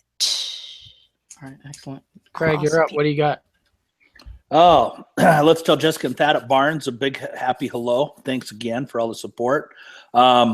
US Optics, Becky DiCenzo, Nick Baroldi there, been nothing but awesome to me. It's an old story. US Optics was like the first thing that I noticed when I first got 3-gun and that I wanted. And it's just kind of a big full circle thing that now I'm shooting for them and supporting their products. So it's kind of a neat deal there. Ari and John at Rainier, they give me more support than I deserve, and just really happy to have their friendship. Mascot Pants, love those things. So MGM Targets, Proof Research, those guys are just awesome companies, good support coming there. Elfman Triggers, love that stuff. I'm been more than happy with all of their stuff and seeing some really good durability and some really good performance out of them. Eddie Garcia at EMG Customs building me some awesome pistols, and the new guy Zero Delta coming on. There's one of those mounts I was talking about. Those are kind of sweet. They are return to zero, only finger tight. So just amazing stuff. Get a hold of me and we can talk more about these if anybody's interested. This stuff is just coming out. And wait, you mean no tools required to tighten that thing down? Just absolutely, it's toolless. No tools for you or no tools for me? Because there's a big difference. No tools for anybody. There is not a torque need. Literally, like the 7 to 8 inch pounds that you can do just finger tight like that will return them to zero. Here's the story for you. That precision rifle match, mounted a scope up in one of these, had it mounted on my rifle, had the gun zeroed, everything was dialed, had shot a few practices with it, everything was going good. Sometime during the match, my scope base that connects to the receiver on the gun came loose. I went a couple of stages. I thought it was wind that was getting me, and I started seeing impacts all over the place. Finally, I could feel that it was moving. So finger tight, I was able to take my scope off in between stages. So the stage that I left was kind of a shorter range stage, maybe to 600-700 yards. Took my scope off, mounted, took the screws out of the base, retorqued all of them up, got the base solid, put the scope in the mount back on without any test fires, went and shot a stage that was from you had 5 targets from 700 to 1,150 yards. Took me 2 shots to get my wind calls, and then I went 8 for 10. Sweet. So these are a true So far, every time I've tried it, they are a true return to zero, without any of kind of the normal levers or locking systems. So very, very happy with those. Going to be coming out in a lot more configurations, added angle, all of that type of stuff. So They're not available. Are they available right now? Absolutely. ZeroDelta.com. You get this is the M4 style mount. This in particular has 34 millimeter rings on it, but they got both 30 and 34 millimeter rings. They will be coming out with some included angles and stuff like that. If you've got a precision rifle that you want to run 20 minutes on or anything like that, those things are coming down the pipeline. They've got MRO mounts, aim point mounts. We're going to have a really nice 45-degree offset mount to use with delta points and RMRs and that type of mini RDS footprint. You can get the muzzle brakes. Never mind. Get the muzzle brakes there on the store as well. They've got a slick bipod adapter, same mechanism that works that way. Got a really cool head mount for precision rifle, all that kind of stuff. So check them out. Give me a holler if you have questions. Be happy to get you headed in the right direction. Excellent. No, that I like the way that scope mount looks and a finger tight thing. They're onto something there, it seems. Definitely subscribe to the channel. Right below the video, you're going to see a subscribe button. Hit that. You won't miss another episode every Wednesday at 9 p.m. Eastern. We do a new episode of The Shooter's Mindset. Maybe some giveaways, some competition review, like gear reviews or something like that we might throw up here and there. Definitely check out theshootersmindset.com. Okay, we're throwing up blogs in there. We got a shop, and you can watch the Shooter's Mindset show all in one spot. How'd I just lose you? You lose me? You guys hear me? I can hear you. You're there. Okay. All right. Maybe it's on Craig's end. Maybe he unplugged something. I think he closed out of the window or something. Yeah. But we still see him. We see you, Craig. No, there I am. Okay. Sorry. All no, right. something went Yeah. with the headphones. Don't go get naked or anything. We still see you. Damn Bluetooth headsets aren't working. No shit, right? Yeah, right. This $15 I spent on a gaming headset just isn't paying off. Right. Email me, theshootersmindset@gmail.com, if you have any questions or want to get in contact with me. It's a good way to do that. Thanks, Craig, for coming on, spending with like 2 hours exactly. Anytime, man. I love it. So more than that. Gosh, yeah, it's been more with the 2.5. pre-show and all that stuff. It's been like 2.5 probably. Check out the folks over at Rise Armament. They got some fantastic AR triggers and AR parts. And lastly, the folks over at RANCOP, check them out for your lube needs. I won't be. Check out all the folks. Nikki and all them be running around. Say hi if you see them. And that's it. That'll do it for episode 177 of The Shooter's Mindset. Thank you guys for tuning in tonight. We'll catch you on the next one.